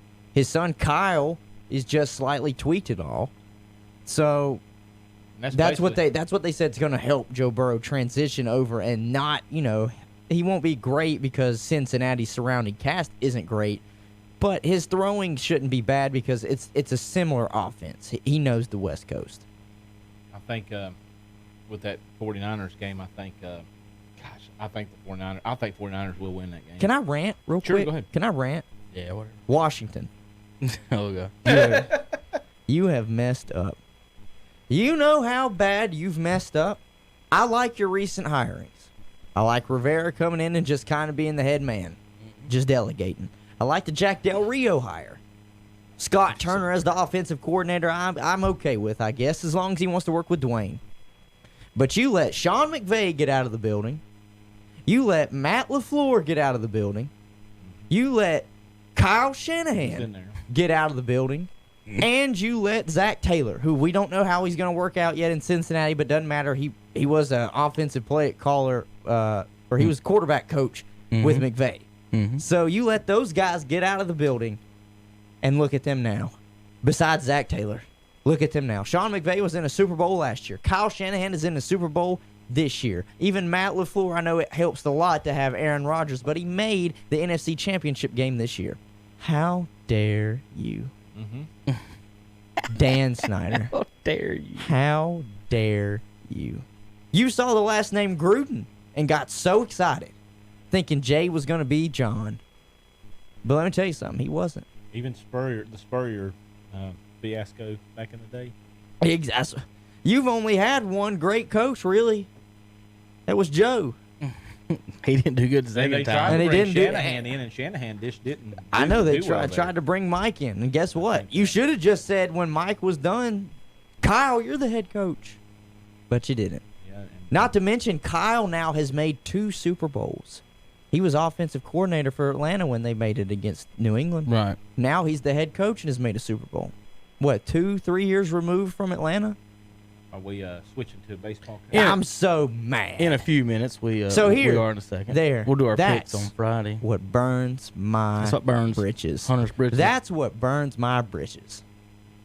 Thank you to all you Redskins hopeful like me. We've just hung around, and you see that all of the assistants that we've had over the years, Super Bowls, or they're having successes as head coach. I can't wait to see Jason Garrett on the other side of the Giants. Offensive coordinator for the Giants. It's just, Daniel Jones. And if Witten goes, oh my Lord. Daniel Jones couldn't get away from. Yeah, Coach I mean Clark. that one's the bad one. That's the bad one. If Witten ends up there, he's your dad's favorite Cowboy. Was it Randy White? Maybe I think that might be Bob Lilly's. Bob Lilly. I was thinking Bob Lilly. I mean, he's considered the Cowboy. I mean, Witten was right there with that. You know, so he could be a Giant. I told you about meeting Bob, didn't I? I didn't, and Randy White. Didn't know that. So how about I went to went to Cleveland one weekend with my roommate in college. Here's your little college story. He's from Akron. He's big Browns and Indians. He's a Cleveland fan, Ohio State, all that good stuff. So we went up there one weekend, and what we did, Zach, it was during summer, so it wasn't during football season. But I did get to go to the football stadium and check it out and take some pictures. We went to see the Indians play 2 games against the Cincinnati Reds with King Griffey Jr. in the outfield. So I actually got to see King Griffey Jr. play, but not with the Mariners. Got to see him with the Reds. I'll have to ask Zach. It seems like he did play decent in that series. I can't remember if he hit one out or not. But that was a fun little trip. But the last day before we headed out, it was coming back from the second game. I think we decided we were going to go to the Hall of Fame because Canton is between Akron and Cleveland. So you drive past it to get to it. I think people know how I might tell me I'm wrong. I think that's how it ended up. I'm not from there. That's just what I think. So anyway, we went to the Hall of Fame, just walked in, bought regular tickets, blah, blah, blah, you know. So we're just sitting there walking around, looking at the stuff, and it was a good experience. I would recommend it to anybody. I don't want to see the ad because I can't read the page, you dope. I don't care about it's wanting to know why I don't want to read their ads because I can't read nothing. Look at this. I can't read the names. Like, how stupid is this? Like, how am I supposed to read it? There we go. All right, anyway. So we went to the Hall of Fame. I'm sorry, folks, are listening to the podcast. The internet was acting just atrociously stupid. So we go and we're walking around, Zach, and there's this group. You know, they got groups. You can, come as a group, pay as a group, whatever. Well, this group was taking a tour, and it was being led by Bob Lilly. So Bob Lilly's got about 20, 25 people walking around with him. He's talking and talking and talking, and we just happened to be in the same room. Well, I saw the kid stopped talking to him. I mean, he stopped talking for a minute and people were just walking around looking at the bust. I guess they were just taking a break or whatever. So I just took it as this chance. I'm like, well, I'm going to go talk to Bob Lilly and see what happens. So I just walked up to him, tall, put it this way, big man. I said, hey, Mr. Lilly, just want to say hello. Family's Cowboys fans. I know you're in a little group here, but I just want to shake your hand and tell you that you're my daddy's favorite player. And he'll be excited that I got to meet you. Of course, he'd like to meet you, but you were his favorite player, and I just wanted to say hello and take congratulations on a great year, and you just mean a lot to a lot of Cowboys fans. And his response, Zach, was, son, that's exactly how you come up and talk to someone. He said, I tell you what, hold on, watch this. He yells at his assistant, Kit don't know her name for nothing. She comes over, and she has a stack of Bob Lilly pictures that he's signing for the group. He takes one off, signs one for us. I think it's down. It might have even said to Calvin, said, blah, blah, blah, Bob Lilly. And so I didn't even ask for the autograph. I wasn't even going for it. But Bob was like, I tell you what, that's how you ask somebody, that's how you say hello. Like, I wasn't supposed to be interrupting his group, really, is what I wasn't supposed to be doing, but I did anyway. And he's like that. He said, that's pretty cool. Thanks for saying hello, and I'll sign this for you. So I'm all geeked out and talking to the guys, and, hey, it's like Bob Lilly's autograph. I turn around, and there's an old man standing there. But this old man was ripped. His biceps were bigger than my head. He's about 6'2", I think, 6'1", something like that, maybe. He might not be that tall. I just remember he's bigger than me. And I looked at him, and he walked by me. I almost run into him, kind of. I just kind of walked, hey, excuse me, sorry, whatever. Just walked around. And I turned around and looked, and I was like, holy crap, that's Randy White. It was the monster, Randy White. Noticed his way he looked. Right. I noticed his face. Because I turned into him. So I just thought it was a person just standing. Right. I didn't know it was Randy White was standing behind me. And I was just saying, oh, excuse me. And I just kept walking. And I just stopped on a dime and turned around. I was like, holy crap, that's Randy White.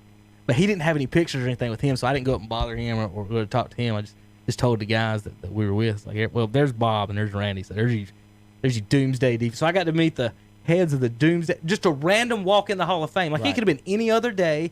It could have been that afternoon. It could have been anything.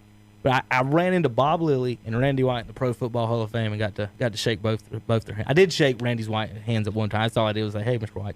He just shook. I didn't get into him like I did with Dad and Bob Lilly and everything. He goes, what if I just went over to Randy and Bob's like, Randy, you were my dad's favorite player. Yeah, it would be awesome. You should have turned around and look over at Bob. Yeah, hey, Bob. You said that was the best way to approach somebody, so I have to use it again. Yeah, you told me to do it. Right. It didn't matter. I lied. Oh, that's funny. But yeah, great experience. Got to see all the Emmitt Smith stuff and the records he broke and all that other stuff. Is it a big place? Yeah, it's a pretty big building and everything. They had an interactive room. You could throw some footballs and do some weird things like that. But so they had them, by the decades, by the years, and then so you heard that they put McCaffrey's jersey in there for a display. They have like yearly displays. Like that jersey won't be on display like forever. Yeah. So like, I think the year we went through was a year Vic and the Falcons had done real well, and he might have been the year he ran for 1,000 yards. They had his cleats and jersey and stuff in there for that. So they got like a little rooms like stuff now or record breakers. It's just different little stuff here and there, and I highly recommend the NFL Hall. You get to see OJ's bust. You can take a pic. I took a picture with OJ. So had to. This was before the cell phone picture stuff too. We were taking the old Kodak snap and roll. I don't know if you know about that. The disposable cameras is what we were talking. You don't know if you took a good or bad picture till you get it. Till 2 days later at the local pharmacy. But yeah, I've got a picture of O.J. Simpson's bust somewhere in my collection of photos of Bob Lilly and the rest. So what direction we going on the baseball? All right. I was trying to. All right. Here's the Hall of Fame voting, guys. You get to pick 5. Mm-hmm. This is this year. This is this year's ballot. Okay. So you get to pick 5. I'm gonna say everyone on the bottom is not. These are the votes. These are the percentage of votes too. So you can kind of get to see who's actually getting votes and whatnot. So before we say anything about that, I want to bring up and see what Zach says about it. And last year, I almost never care about any of this. Right? Mm-hmm. Bonds ain't in. Pete Rose ain't in. Like what's the justification of putting anyone else in? Right. So last year, the Hall of Fame puts a DH in the Hall of Fame with Edgar Martinez. Right. And then a closer got the first ever 100% Was it ballot. Mariano? Yeah, it had to be Mariano. Both of those, I'm not saying Mario Advantage shouldn't be a first ballot Hall of Famer. But Griffey didn't even get the all. Right. Right. If Willie Mays and Babe Ruth and Griffey and them don't get 100%, no one should. Then when you break the percentages down for a closer, Zach, they get 3 outs in a game, and Mario averaged about 40 saves a year. So 1 out of 4 games, Zach, this guy pitches 3 innings and does good. Not 162 games. 1 out of every 4 games, a closer helps this team win. And that guy, whether or not how good he was, got 100%. I just wanted one person not to vote for 1 inning. Right, for 1 inning at a time is what I'm saying. Unless you're in the World Series. Remember, 1 out of every 4 games. It's not even every game. He's not an everyday center fielder or catcher or something like that. It's just a closer. And I understand the value, and I understand how good Mario was. And I'm not saying he's not a Hall of Famer. What I'm saying is I don't think he should have got the 100%. If Barry Bonds can't even get in, nobody should get 100%. So we're talking about, you're wanting us to pick. Yeah, the 5. The 5. Our 5 Your from 5. the recurring or from all of them? No, from the list. From the whole list. Yeah, these are the people available. Right. These are people on the ballot this year. Well, so I'm going to read the names for the folks listening and get an idea of who we're talking about. Schilling, Clemens, Bonds, Walker, Vizcaino, Manny Ramirez, Jeff Kent, Scott Rowland, Billy Wagner, Todd Helton, Gary Sheffield, Andy Pettit, Sammy Sosa, Andrew Jones. Why is Jeter not? What's he listed? He's first. He was lower. He was lower. Oh, that was the percent last year. Yeah. Okay, gotcha. So this gotcha, is not gotcha. the list. Yeah, this is the list. These are people on the list. ballot. And those are the people that he just listed, and then you get to Derek that have been on there multiple times. That's his first time. Jeter didn't get on last year. No, this is his first year. This is available. I see it now. See what I mean? First First years on year. ballot. I see it now. Years on ballot. Yeah.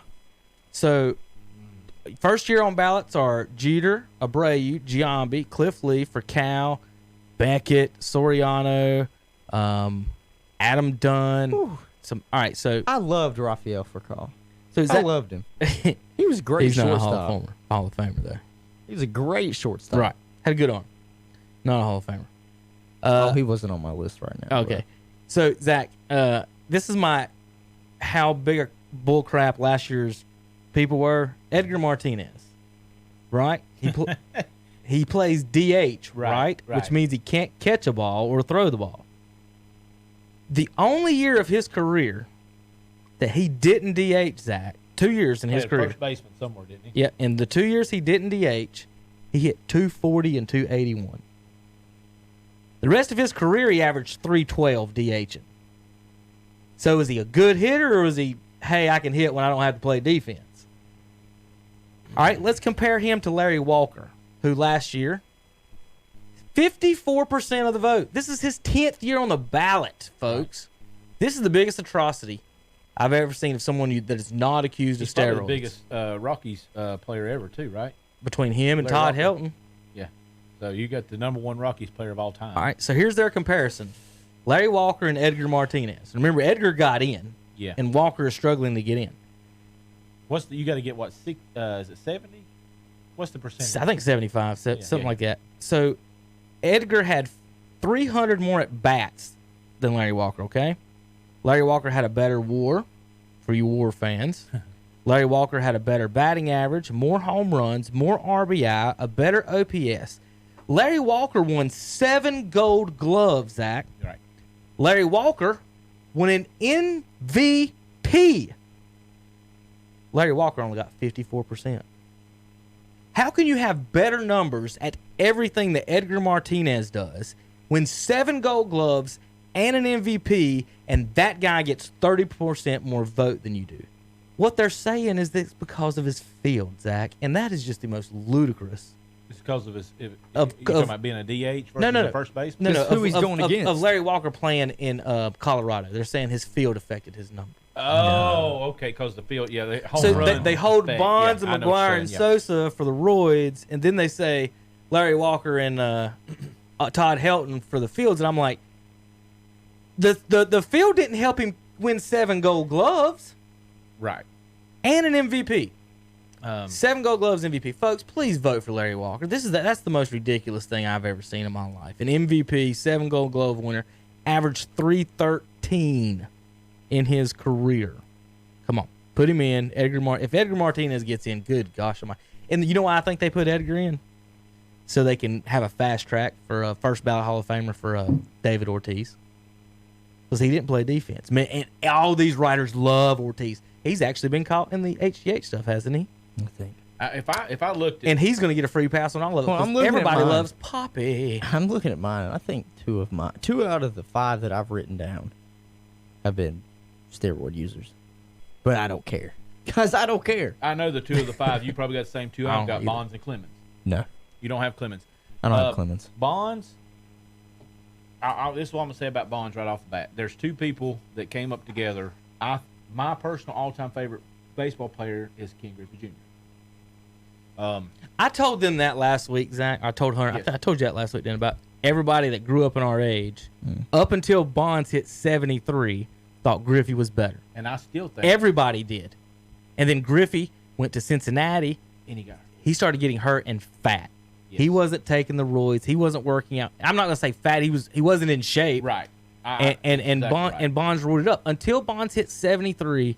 Most people thought Griffey was better. I mean, as a defender too. Everybody thought he might be the best defender that we've seen until we saw Andrew Jones play center field and Jim Edmonds. Maybe there was Griffey, Edmonds, and Andrew Jones is the best center fielders that I think I've seen play defense. Now, Barry Bonds does the rules and hits 70, whatever. That you have to take it into account. I'm sorry. None of them were illegal against the rules that they did. And I'm not even a Bonds fan. But I mean, at some point, listen, Jeff Bagwell got in. Yeah. Yeah. If we're going to talk roids, I mean, come on, guys. And then Jeff Bagwell's numbers compared against Larry Walker. Larry Walker, I is so sad to him. It's his 10th year. An MVP, 7-time Gold Glove, 313, and he's out. So go ahead. I was wanting to look at Bonds. You know, he came up with Griffey. Griffey's my all-time player. You got Bonds. I was wanting to say with Bonds, even before he was on roids, he was on a Hall of Fame career. So I would agree with regardless of that, I would vote for Bonds. I don't care about him being the home run leader. Right. I don't care he hit 73. Right. I saw him play for Pittsburgh. Right. And he was amazing. And Griffey was trending to be better. Griffey did get hurt. Griffey did go to Cincinnati, which I think was something to play on his dad and all this other stuff. But so you got to put Bonds in. You're talking about the 5 you would pick. And you talk about, I still go back to Griffey. You talk about swings, all-time swings. Griffey's, with Stan Musial, Ted Williams, I was writing down what's great swings. You had Griffey in there, but Bonds had a great swing too. His was very compact. Like, his is the most basic. Zach, I don't know if you noticed, but when they teach some hitting, they'll teach ABC hitting. So what it is that your hands are here. If you drop them or move them, that's B. Yeah. If you go straight through to C. So watch Albert Pujols. He doesn't drop and then swing or go up and swing. It's AC. Yeah. Not ABC. See what I mean? Like a triangle is what they call it. So you drop. It's basically dropping your elbow. Bonds never dropped that. I mean, he was, and when he was hitting those few years, what was it, 370 there? Yeah. Just look at these numbers. And while you're talking about numbers, I don't think the steroids helped his eyes. No. You see what I'm saying? The steroids, what it did was help. We've always sat here and said it doesn't matter. You still have to have eye-to-hand coordination. Yes. Right. You got to be able to hit the ball. So here's what it helped Bonds do. So Bonds was a doubles hitter, is what he was. Right. Home runs, 1, 2, 3, 4, 5, 6, 7, 8, 9. I mean, 9 years with 30, couple of 40s in there. Before Bonds his 73 is 24 more homers than his next second best year. That's just insane. So what I think, Zach, is what I think I even talked to Hunter a little bit about last week is I have a poster there in the bathroom. Go in there and look at McGuire. Yeah. Okay? Go look at how far his home runs were. Bonds was a doubles hitter. If you're hitting doubles and hitting 330, you're all of a sudden going to hit 10, 15 more home runs if you add 15 more pounds of muscle. McGuire never got above like 260, 270 hitting for the most part, so he wasn't going to hit double. All of his home runs were gone when they were hit. Right. When they made contact, peace out, that ball was gone. In the late 80s, he was hitting home runs then because it's the Bash brothers. All right. His rookie year, Zach, Mark McGuire, which was drafted as a pitcher. Probably in the 40s on home runs. You ready for you know it is, don't you? 49. Yeah. Mark McGuire's rookie year, look, he hit 49. That's the second most of Bonds' career, is 49. So that was McGuire in his rookie year, skinny as can be, pitcher. Now, granted, in the next few years, he was taking anabolic steroids with Jose Canseco. Right. I got the book, by the way. Right. It's great. The Bash Brother. Yeah, he's a nut. Great. You know what he does now? Please tell me you know what he does now. I don't. He is a leading, you ready, Hunter? Bigfoot researcher. He's got a Bigfoot hunting company, Zach. He also has some car wash companies as well. This is one thing we look at that I was wanting to mention about Bonds. You was talking about he was a doubles hitter, but he also was smaller with a lot of speed. Look at his steals and how they went down after he got into what they would call the steroids. You want to start like right there, 1999? Because he was bigger. Look at this, Zach. Oh, here's what's more telling on Bonds. What year did Sosa and McGuire do that? 98. Hunter. From 86 to 98, Bonds had 20, except for 1 year he got hurt there, 20 stolen bases every year. The year after, Bonds and McGuire breaks the record. Look at his stolen bases, Zach. 15, 11, 13. They just done. That right there is your line. In 1999, he started. And you can look at it right there. he got older because we know Ricky Henderson was just still, all over the place. And Bonds was a smaller. If you look at him when he played for Pittsburgh, he was small. He was lanky, but he still had the eye-hand coordination. He could still swing the bat. He was a good defender back then. So I would still put him in. No questions asked. Pete Rose, I don't even want to have that discussion with how unfair it is to Pete Rose with what's going on. He's the hits leader all time. The hits leader and the home run leader are not in the Hall of Fame. But, Hunter, Edgar Martinez is, so everything's good. Everything's just wonderful. Well, Barry. So who do you got, Hunter, on yours? Barry Bonds is on my list. Let's do Hunter's list. Okay. I got Gary Sheffield on my list. Okay. I loved watching Gary Sheffield. Can't leave him out. He had a great swing. Triple crown. Great swing. Great. Did he win a Triple Crown? Great outfielder. He did win a Triple Crown. Yes. Did he? Was he a Brave? He was a Yankee for a while. He was a little bit of everything. Can we not change my all-time Braves? No. So it's Gary Sheffield. I have another Braves. I have Andrew Jones. I loved Andrew Jones. That's a biased one. He was a Brave with the for 5 people you had to put in. I couldn't put him in. He was a Brave for 2 years. That was my bias. That was my one biased pick was Andrew Jones. Yeah, and I mean, yeah. He played for 8 years. Who did? Andrew? I mean, 8 teams. Is Andrew? No. Oh, Gary Sheffield. Yeah, Sheffield played for 8 different teams. After Yankees, Andrew, Atlanta, I think it's Padres. a shame. After Andrew Jones, I have Manny Ramirez. Yeah, that's. I love Manny. Andrew, I don't have a problem with Andrew Jones, and here's why. Here's the biggest problem I see why everybody's problem is. I'll get to it in a second. But the fact that he played as good a defense as he did, Zach, and he hit 400 home runs. Mm-hmm. And his longevity wasn't that he had a short span. You're talking about Andrew Jones, right? No, Andrew Jones played 17 years. Okay. Yeah. But at the top, after he left the Braves, he kind of was like. He had a stint in New York for a minute. But that was like towards the end. The thing they're holding against him, Hunter, and this is the batting average at 254. I did not know it was that low. I think that came later. And his on-base slugging percentage is 0.83 there. But then again, the defense is just ridiculous. Basically, Ozzie hit better than Andrew Jones, except for the home runs. but Ozzie's defense too. So I think Ozzie had one home run or Vizquel up there. He only had about 13 home runs. I think it wasn't that much. Vizquel sitting there up there, the same thing. He had 80 home runs his career. He batted 272. It gives you kind of an idea on where Vizquel is on that.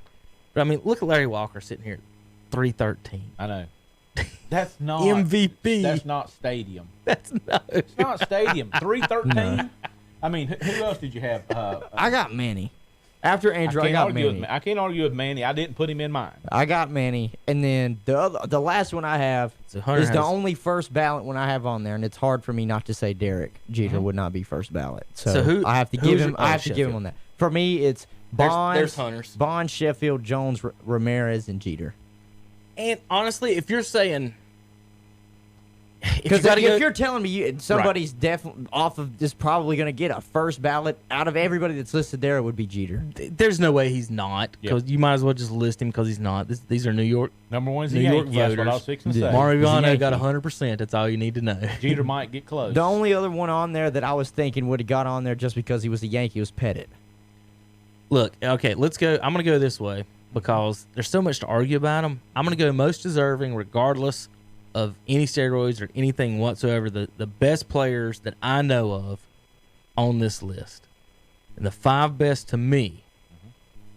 Best careers: Clemens, Bonds, Larry Walker, Manny Ramirez.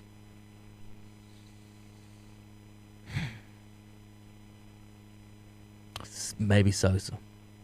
I was looking at Sosa thinking it's crazy he's on his 8th ballot. The problem with Sosa is not only the steroids. He also had 273. That's decent. not bad. That's decent. That's good. Yeah, that's decent. Better than I thought it the would one be. thing people throw at Sosa is that he did have a cork bat at one time too. That got proved.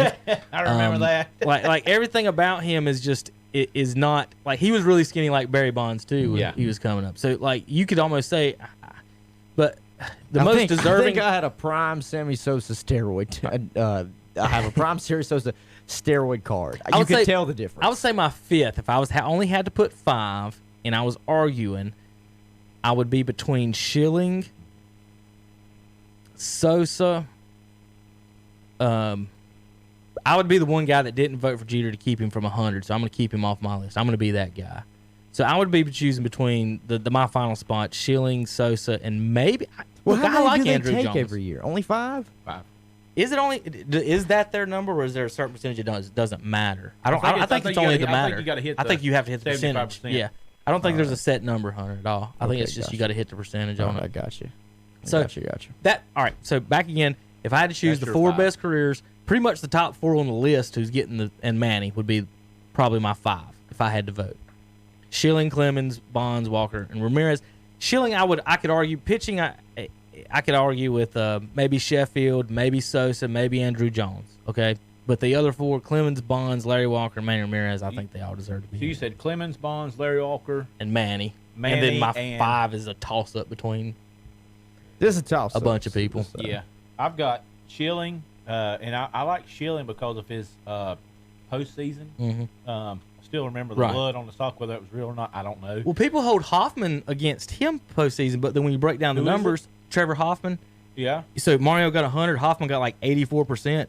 Hoffman and Mario have the exact same numbers. The only thing that separates them is rings. And is that Hoffman's fault? If Hoffman was that closer for the Yankees, would he have won some rings? And if he would have been a Yankees ballot person, then he's on there. I'm going Schilling. I'm going Clemens. I'm taking Gary Sheffield. Maybe I'm just biased too. I thought he was great.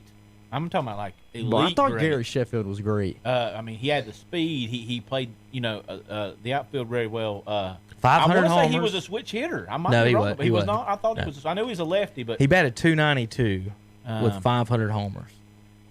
I mean, that's a great batting average. He was a Triple Crown winner.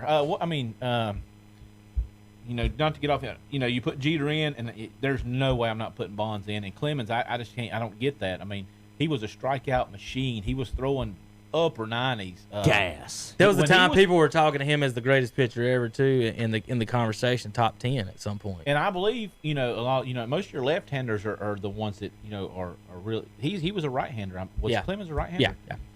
So you got Clemens in there, and look at what he did for Toronto before he, with that whole New York thing. I mean, he was a beast.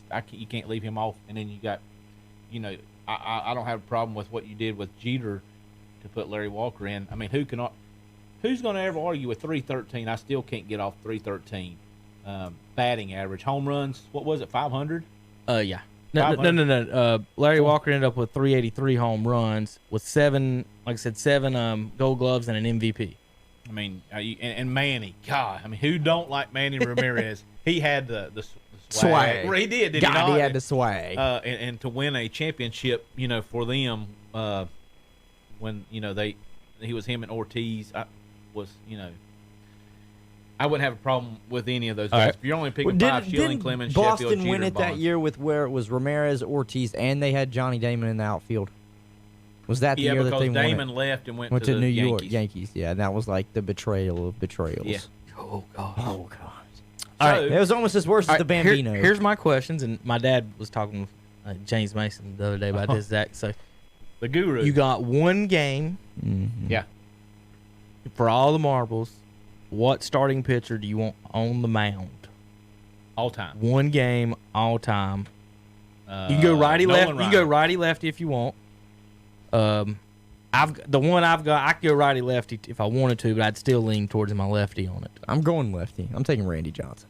I would. Y'all, but before y'all say another word, y'all just named my 2 players. I didn't even have to say a word. I was going. Nolan Ryan was my righty, or Zach, Bob Gibson. That's my only thing. That was my second. He's one. mean as crap. So is Nolan Ryan. That was my second one. But I lean towards Nolan. I'm a Cardinals fan. I lean towards Nolan only because I saw him. But Bob Gibson, right-hander, you might want to go him. But lefty, Randy. Zach, I tried to tell them boys the other day. They were talking about other people. He's 6'10". 6'10". I was thinking 6'10". His reach, he was halfway there by the time he got off the mound. If you're a lefty, he was letting go of the ball behind your head at 100 miles per hour. And then that trajectory is going to be a different trajectory than they're ever going to see from somebody else. I had to think about it. I tried to tell him, I'm going Randy Johnson. And he might give up a couple runs or something, but still. Heat. You don't talk about kids who are saying, "Oh, I can throw gas now." Randy Johnson threw gas. My top two was Bob Gibson. He blew up the bird. Ryan. And I believe Bob Gibson has. Does he still have? He's got the ERA. Right? That's what I thought. I think it's hilarious. We both just named who you were thinking of. Right and left. 1.12 ERA is what it was. Yeah, it's ridiculous. Man, I'm trying to remember who they said. One of them said Nolan Ryan, and the other one, I can't remember who the other one said. It might have been Bob Gibson. There's only a lot of people that miss Bob Gibson. Yeah, I know, right? But I'm putting. I mean, Nolan Ryan, and then not to even mention, the guy that charged him and he beat the crap out of him. He was like Robin 40. Ventura. Robin Ventura awesome. He took a noogie. He took a noogie. Yeah, he took a head pounding from a 40-year-old Ryan. Oh, goodness, I remember that as clear as it could be. Just look at that right there compared to that. Just look up down. I know. Bonds. No, but and you know what? The sad thing for me is there was nothing wrong with that other Bonds. No, he was just not going to be a home run hitter. Look at those two right there. That Bonds down there. I've got a card that was there. It was but future Hall of Famers. He won home run derbies. Yeah, like that. Like it's not like he wasn't. Now one thing I will say too is he always used a small bat. Yeah, he did. Tony Gwynn used the smallest. I think it was a 29-inch bat.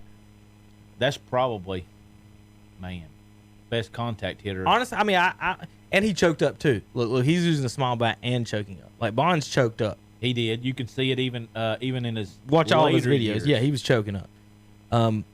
I like the smaller, the shorter bats and being able to control it more than anything.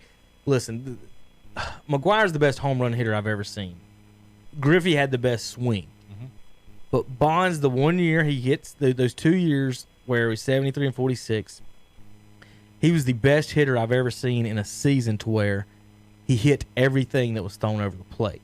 Like, it's not like his season was different than McGuire's in that if McGuire hit it, he hit it so hard it was going out of the bomb. It was a bomb. But it didn't matter what you threw over the plate, Barry hit it. Yeah. Like it was either walk or hit almost, and he would just kill it. He was hitting, McGuire was hitting 500. There's a good 2 inches there below his hand there. And then Bonds, the home run hit, it just barely grazed over the fence. Right. Go out there and look. And I was talking about the McGuire poster, and there's a Sosa poster next to it from the same year, and just compare the distances. Like McGuire could have hit like 10 less home runs and still had more feet when you add it all up together. You understand what I mean? Yeah, because he's probably hitting his 390, and then McGuire was hitting 450 to 550. 450. I mean, it was. Go in there and look. I think there was like 15. I'll go in there. I'm gonna count them in a second while we're doing that. I want to see how many 500-foot homers he had that winter. I think Sosa didn't have any. Hunter. Hunter's a lot younger than us, so. Whoa, it's okay. No, what I'm saying is, I really, and his dad always told this stuff. What you don't get to see from another generation. You're right. You're talking about, like, his dad always talked about Bob Gibson. And we were me and Kevin watched baseball predominantly from the late 80s till early 2000s when you're talking about the Red Sox. I think it was 2003 that maybe the Red Sox won it. I might be wrong about that. That was my window that I loved baseball. I'm getting back into it now. Right. But I quit watching for a while. I didn't like the way everything was changing up with this home run thing. But I hated you didn't get to see, and you can look it up, but still, it ain't like watching Griffey and McGuire and Sosa and Bonds. Well, if you want people to talk about today, like who the most fun that I would tell kids to watch now if they're gonna watch baseball, I'd be like, go watch a Bellinger play, watch Chris Bryant play. If you want to talk about guys that really can just hit the ball. And even with Acuna. Acuna is fun to watch. He's amazing. He's really fun to watch. I'm trying to think, and I'm learning because, like I said, I haven't watched baseball in years, and I'm trying to get back into it. The guy that hit second for us. Albies. I loved him. I liked him better than Acuna. That I was watching. I was watching. No, Ozzy's leadoff. Is it? And then Acuna, Ozzy's leadoff. It's the guy that plays second base. Yeah, I liked him better. That's Albies. The center fielder's Acuna. I'm learning these players, because I started watching a little bit more this year. I've just been frustrated with baseball for so long because it's all about the long ball, and I'm old school like I am in football. I like to steal bases. I like to get our players in to score. I'm telling you, and now I'm sitting here, because I just went straight left-handed pitcher there with who you want for one game, and it's and it's a nice and then pitcher. Randy Johnson, and I'm sitting here and I'm just scrolling through. They were rating just looking at top 25 pitchers of all time. All right, hold on while I got the stats in my head. Man, I don't want to lose this in my head. Now, what are we statting? I'm just saying, McGuire had 10 home runs of 475 feet or more. 5 of them were over 500. Sosa only had one that got to 500, and it was exactly 500. He had 5 home runs at 475 or more. So Sosa hit 5 at 475. McGuire hit 5 at 500, and then 10 total at 475 more. I could have went and counted all the ones over 425, and it would have been about half of them on the McGuire. There's not too many 300s. That's what I should have done, was count the 300 ones on there. See, that would have been the easiest. Right. But there are just so many. Do a little math. Go ahead, Hunter. So many pitchers. There's so many pitchers. And if you meet one game, right-handed pitcher, I'm looking right here. I just got to 10 out of this top 25, 10. John Smoltz. I love John Smoltz. You know who they got listed at 9 if you want to go back to left-handed? What is this? They got Tom Glavine. What is this? This is, I'll be honest, I can't really. I think it's like top 25 generational pitchers. Bleacher Report's ranking the 25 greatest aces of the last 25 years. So last 25 years, 25 greatest aces. Just the guy that you're starting pitcher. I would take Smoltz over Glavine. Glavine was he hit spots. I don't have a problem with that. But I would take Smoltz because you know who they had number 1? Pedro Martinez. Can't argue with that. Dude, that was a great pitcher. They had Pedro Martinez. As he was. Now, his brother was, when we were growing up. Second was Maddox.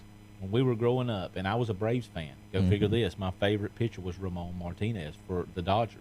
That was Pedro's older brother. Right. I always liked Ramon Martinez. Go figure that. Greg was second. Randy Johnson, they had third. I can't do that. I wouldn't take Greg Maddux over Randy Johnson. He's talking about, greatest pitchers. Well, they're just doing top 25 pitchers, or top 25 aces of the top 25 years. Last 25 Pedro years. Martinez. Last 25 years. I'm just looking. I wouldn't put him above the guys we picked. In a one-game set, I would take Pedro over Maddox. That's what I told him. Listen, Maddox couldn't pitch today. No, not today. When we talk about players who couldn't pitch or couldn't play in different eras, he's honestly the first one I go to in baseball on the pitching mound, Zach. Because you know as well as I do the strike zone that he had back then. Now with K-zone, ain't no way. The umpires would be able to say, okay, he's not hitting these spots, and we got to change our call. Right. Now they couldn't do. Now they have to call the plate because of the K-zone. They've got it on TV, and they get graded. Yeah, they get graded actually too.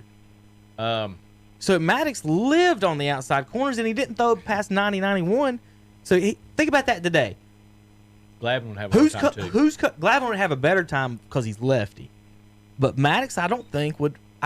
He wouldn't be a Hall of Famer. I don't even know if he gets drafted or put on. What Hunter GM is saying? What team right now has a pitcher, right-handed pitcher that only throws 90? Is there anybody that starts like that now? I don't whatever know. team Bartolo Colon's playing on. How old is he?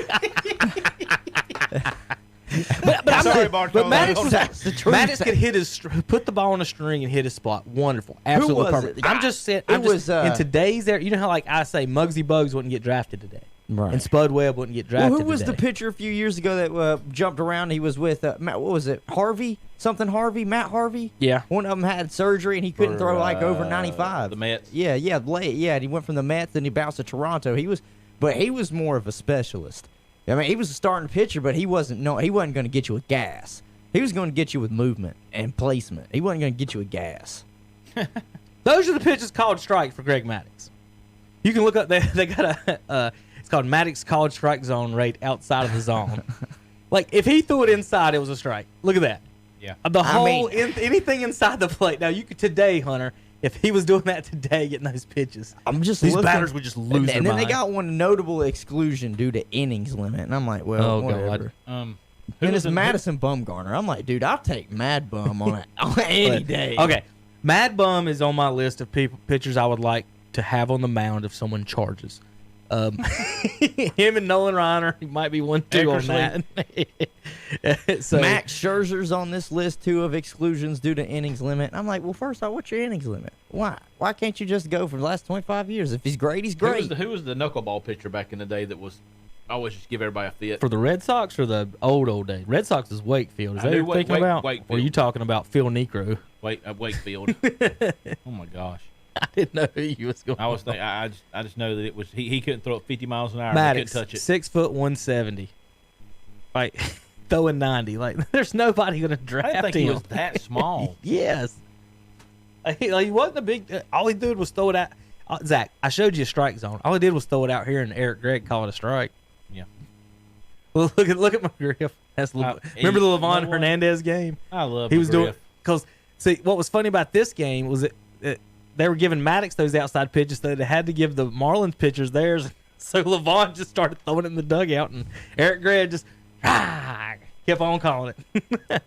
Fun times in the 90s, Hunter, with no replay. Man. There's what the strike zone's supposed to look like. It's supposed to be nipples to knees and everything between. And most people call it belt to top of the knee. Top of the knee. Belt to knee. And then there's another pitcher that we didn't bring up too was King Felix. I thought the same thing. King Felix. Felix Hernandez. He's going to have a hard time because of staying with Seattle so long. I liked King Felix. That against him.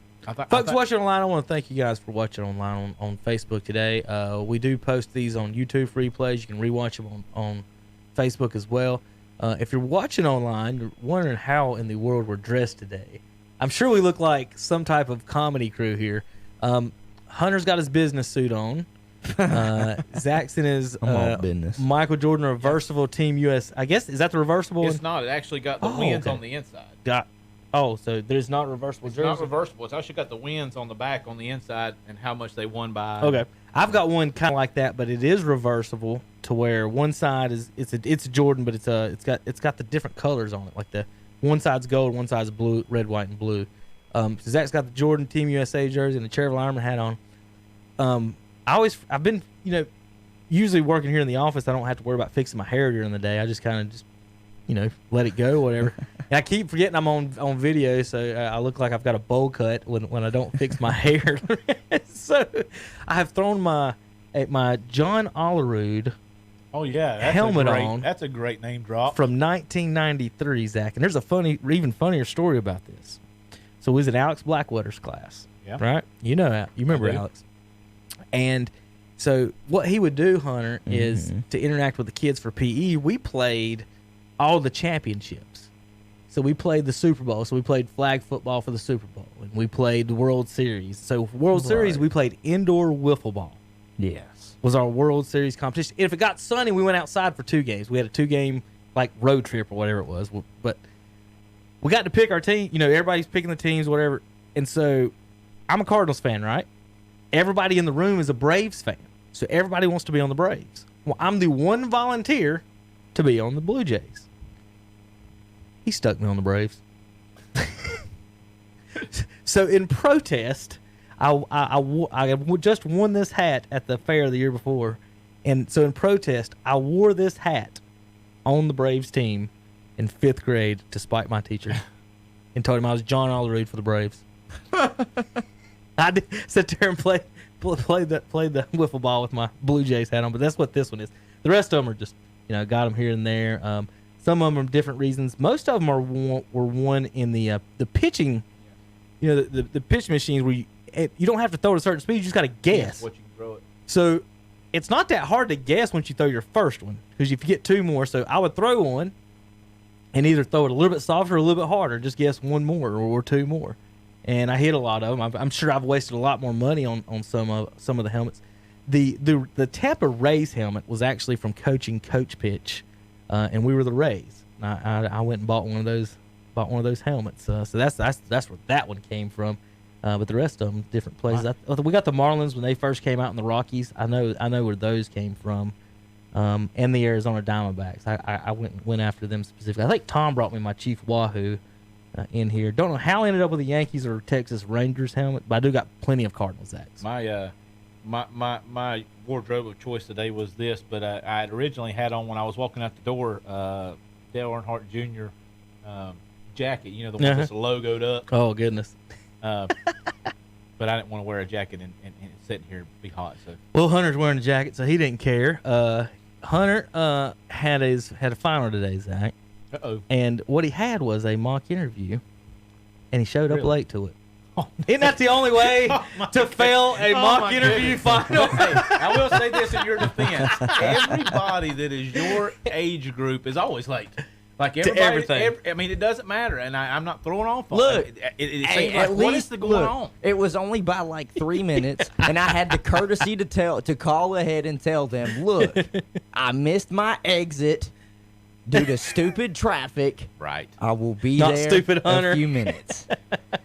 I'll be there in a few I just thought that was minutes. because he told me, he said, well, I said, what was your final? And he goes, well, it was an interview. And I started thinking, how do you fail that, or how do you not do good at that? Did you fail? And then he goes, well, You don't know. then he goes, well, I was late.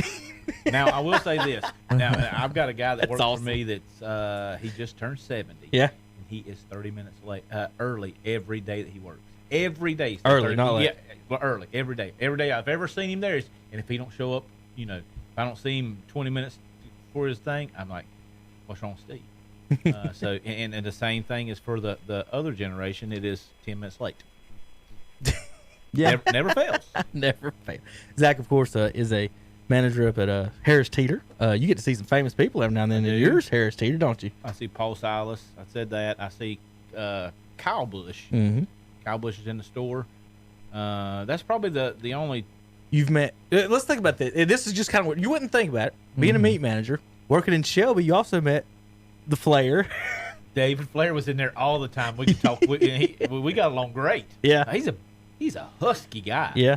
And if you look back at his dad in the 70s, they look identical. Everybody says David Flair don't look like him. He looks exactly like his Yeah. dad. Never got to meet Rick, but I did get to meet David. Yeah, Rick wasn't as thick until later in the years. 70s, In the early in year, the he was kind of thin. In the 70s, look Yeah. at him in the some of his original. He looks exactly like David. He's chunky and to get into. Listen, Flair. People think Rock can talk. Flair's right there with him. He's got some of the funniest lines of all. The Space Mountain line. I mean, I could lay down and just cry on that one. He you know that one. the funny thing about him is he said he used to ride with Dusty Rhodes. Mm-hmm. I've read all his autobiographies. He said that he was riding in the back seat, and he was. You have to come up with your own gimmick a lot of times. And he said he threw it out there. He said, "I want to be rambling Ricky Rhodes," and because he wanted to be affiliated with Dusty. So Yeah. he said, "I could have been rambling Ricky Rhodes." He said, "Would that not have been horrible?" Nature Boy Ric Flair, he's gonna be rambling Ricky Rhodes. Well, Hunter used to talk about the ladies, right? He said there's a line at Space Mountain for a reason. Kiss Dylan. Just put it. We'll Will go and down the Dylan. hallway and I'll play them for That's you. fine. I know we're not on the radio and I can say whatever I want because it's a Right. podcast, but Right. man, he's got some good ones. You remember any of his, Zach, off the top of your head? Jet flying, limo riding, Kiss Dylan, Will and Dylan. And he would always, if somebody was going to be, he would always do this. He would always tell them, ladies, we're going to be at the Marriott tonight. So if any of the ladies want to come, and he said by the time they got there, they were standing lined up outside. But he would always announce where they were going to be at. Like for The real? Horseman. I mean, you want to play some of these, Zach? You hear any of the Flair? He was some of his early stuff. He gets wild when he was with Eric Bischoff. He hated Eric Bischoff.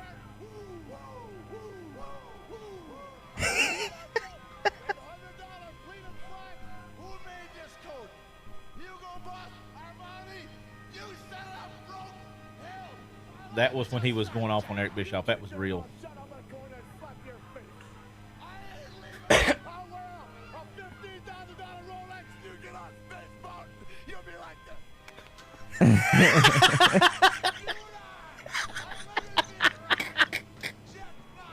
That's horrible.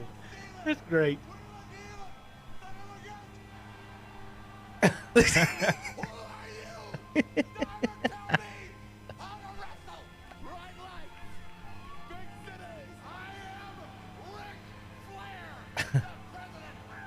I still say he's greatest talker of all time. I know people say The Rock. Rock will tell you he actually copied Dusty Rhodes. Yeah. I still say greatest talker of all time. No, hands down. Limousine riding. That was real. What had happened in that particular thing, they had brought David out. David was green, and Hulk Hogan whipped him with his belt. Yeah. And he was not happy about it. Look at the blade cuts on his head. Yes. I got a story about that. You see his hair hit the forehead He cut? got to do this right here and make it bleed. Did you remember me telling you about this doctor? I met him. Well, I didn't meet him. I overheard him. So, at the All-Star game last year, Hunter. Right. I'm sitting there. It was during the practice. Mm-hmm. So people were kind of coming in and out and sitting in different spaces. And what I did was they kicked out the regular media from a certain section. Mm-hmm. So I went and stood where the TV people were and acted like I was working with them. So when the players come back out on the floor, I had a seat on the front row. So I wandered back out there and sat in my front row seat. Well, I happened to be sitting beside the Panthers or Hornets doctors, one of the doctors, right? And he's talking to some of his friends, and they were talking about we were in Independence, so they were talking. Wrestling got brought up, and he said he was the doctor back then when Flair and them came through. And look at his forehead right there; you can see it where he slices his forehead. He said he walked in there, and Flair was in the mirror trying to cut his forehead with razor blades, and he said he had cut it so much over his life there was no more blood left in his forehead. Like he couldn't cut. He was sitting there. He said I had to go in there and try to help him, and I had to squeeze and help cut some of it for him.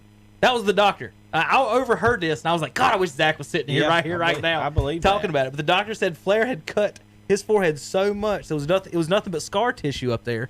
He'd cut it all out. Dusty's was worse than Flair's. And then you got, they would keep their razor blade. They would cut the end off the razor blade, just the corner, and they would keep it under their tongue. I mean, could you imagine wrestling with a razor blade under your tongue? Yeah. Trying to find the one about the Space Mountain, because that's just the best one. I mean, I could just all day long. Be available anywhere you see my name on the marquee, and you can ride Space Mountain all night long for Edo. If you're 18 years old or older. That's the world champion, the one, the only, Ric Flair. We're coming right back. There's a line at Space Mountain for a reason, Hunter. Yeah. That's what you need. Next time you and your girl get in an argument. No, if she's no, listening, no. If you're listening, Rachel. No. Let Rachel, there's a line at Space Mountain for a reason. No. There's no line at Hunter Yancey Mountain. Best talker of all time. I know everybody loves The Rock, and I love The Rock. He was great, funny. The one he did on Big Show was unbelievably good. But Flair's awesome on the mic. Oh, and I can listen to Rock too. I can go just to put Rock talking highlights and listen to that. Those are really funny. I mean, just the one they're funny. It's fun. The thing is it wasn't. They didn't script it. They was thinking this off the top of their heads. And, the Four Horsemen, the way they got their name, Arn named them. He said they were going to be like the Four Horsemen of the Apocalypse. Yeah. And it was a Bible reference, and they kept that. It just stuck with them. So have you seen Tosh.0? You ever seen that before? It's how do you describe it? It's like a joke. It's a comedy skit show, right? He's a comedian and he does skits and he gets internet videos and he makes fun of them and stuff like that. Well, anyway, throughout Tosh's whole career on this show, he calls out Arn Anderson. Like he was a big wrestling fan growing up or whatever, and he just calls him, man, I want you, Arn Anderson, and stuff like that. It's funny. And there's him wrestling. Did you ever see that guy's act? No, but that's the guy that was in the stands that was crying about how much he still loves. He goes, it's still real to me. Have you seen that one? Oh my gosh, this guy. We'll watch it later. Just click on it. But here's Arn Anderson's promo, and this will just let you know. Just give you a little bit of. Let's see if we can get to it.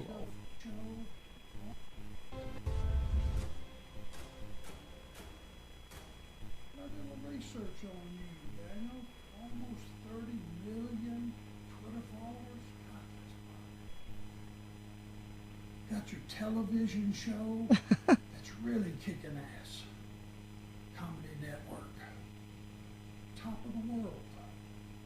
But you know, some of your fans must be double agents because over the last few years, they've come up to me many times at events, signings, the gym, and different places. Hey, Warren, do you know Daniel Tosh is? Of course I know who Daniel Tosh is. Well, what's the beef he's got with you? And you know, before today, I didn't have an answer, Daniel. I guess the answer is you didn't like me when you were a kid. Oh, I hate that. Well, here's reality, Daniel. We live in very different worlds. When you're in that big house and got those big luxury vehicles and got all those network executives telling you what a big deal you are and security walking everywhere, I come from a very different world. I come from a Shark Tank. You got great whites, you got tigers, you got all kind of man-eaters, bull sharks, you name it. They're all trying to rip you apart. You have some rules when you live in my world, Daniel. One of them is you don't pick a fight with a guy that's already pissed off. Probably don't overmatch yourself in a fight either. It's not a good idea. We got one last thing to deal with, don't we? You got to figure out if your balls are as big as your mouth. See you soon, Daniel. Warren Anderson. We would go. You gotta look that up. Him talking about him on his show and stuff. It's hilarious.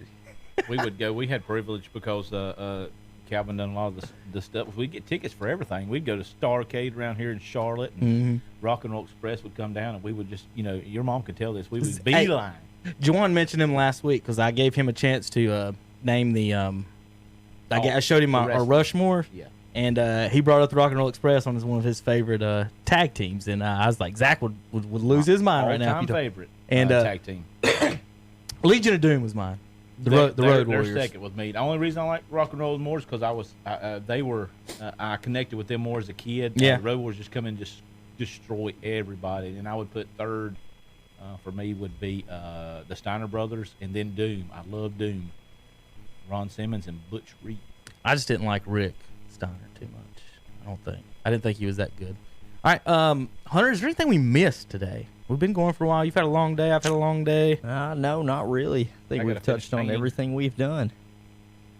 Well, I guess I don't have anything much. Is that you can come back Wednesday? Yeah. Tomorrow we're printing off the What's Up Shopper, so we will not have a podcast tomorrow. Wednesday we'll have our podcast. Don't know exactly where everything will go. We'll get some NBA to Wednesday maybe, and some more. We'll talk more football on Friday. So let's make Wednesday more NBA and newsworthy stuff, and go over some more fun stuff. Let's have a segment or two ready for everybody. So we'll have a Mount Rushmore for you guys. We'll find a team maybe two, maybe even a starting lineup two, and a little true false. We'll have some fun Wednesday. Had a little fun today, of course, with the Ric Flair and the Arn Anderson promos. Hunter, what I got to do is set it up to where our watchers and listeners can see what we were looking at, which that won't be too hard for me to set up. I just hadn't really thought that. Hey, since we moved the computer into here instead of in the main room in the main studio, I totally forgot that I could probably just do that pretty easy. Yeah, just do an image capture. Yeah. So we're gonna try to set that up for you next time as well. I want to thank everybody, Zach, for coming in. Kind of on late notice. I forgot that you had said you might come in today, and then Hunter came in late, and I was like, "Oh, let me take Zach real quick." Yeah, I was actually painting a honeydew list for my wife. She room while I'm on vacation, had to paint the bedroom, so I got to go finish that. Got to do something around the house. My kids are not doing anything right now. I don't think they got the day, of course, today and tomorrow off for school. So somebody's got to work around here, Hunter. It's got to be you, I guess. Got to be you, Hunter. You do look good in your suit. Well, thank you. I will tell you. Thank you. If you Space Mountain, wear the jacket. He tore a button before he came in. I did. All right, Hunter. Anything else to say? That'll be it. All right, folks. Thanks for listening. We'll see you guys next week on the Shock Joxx podcast.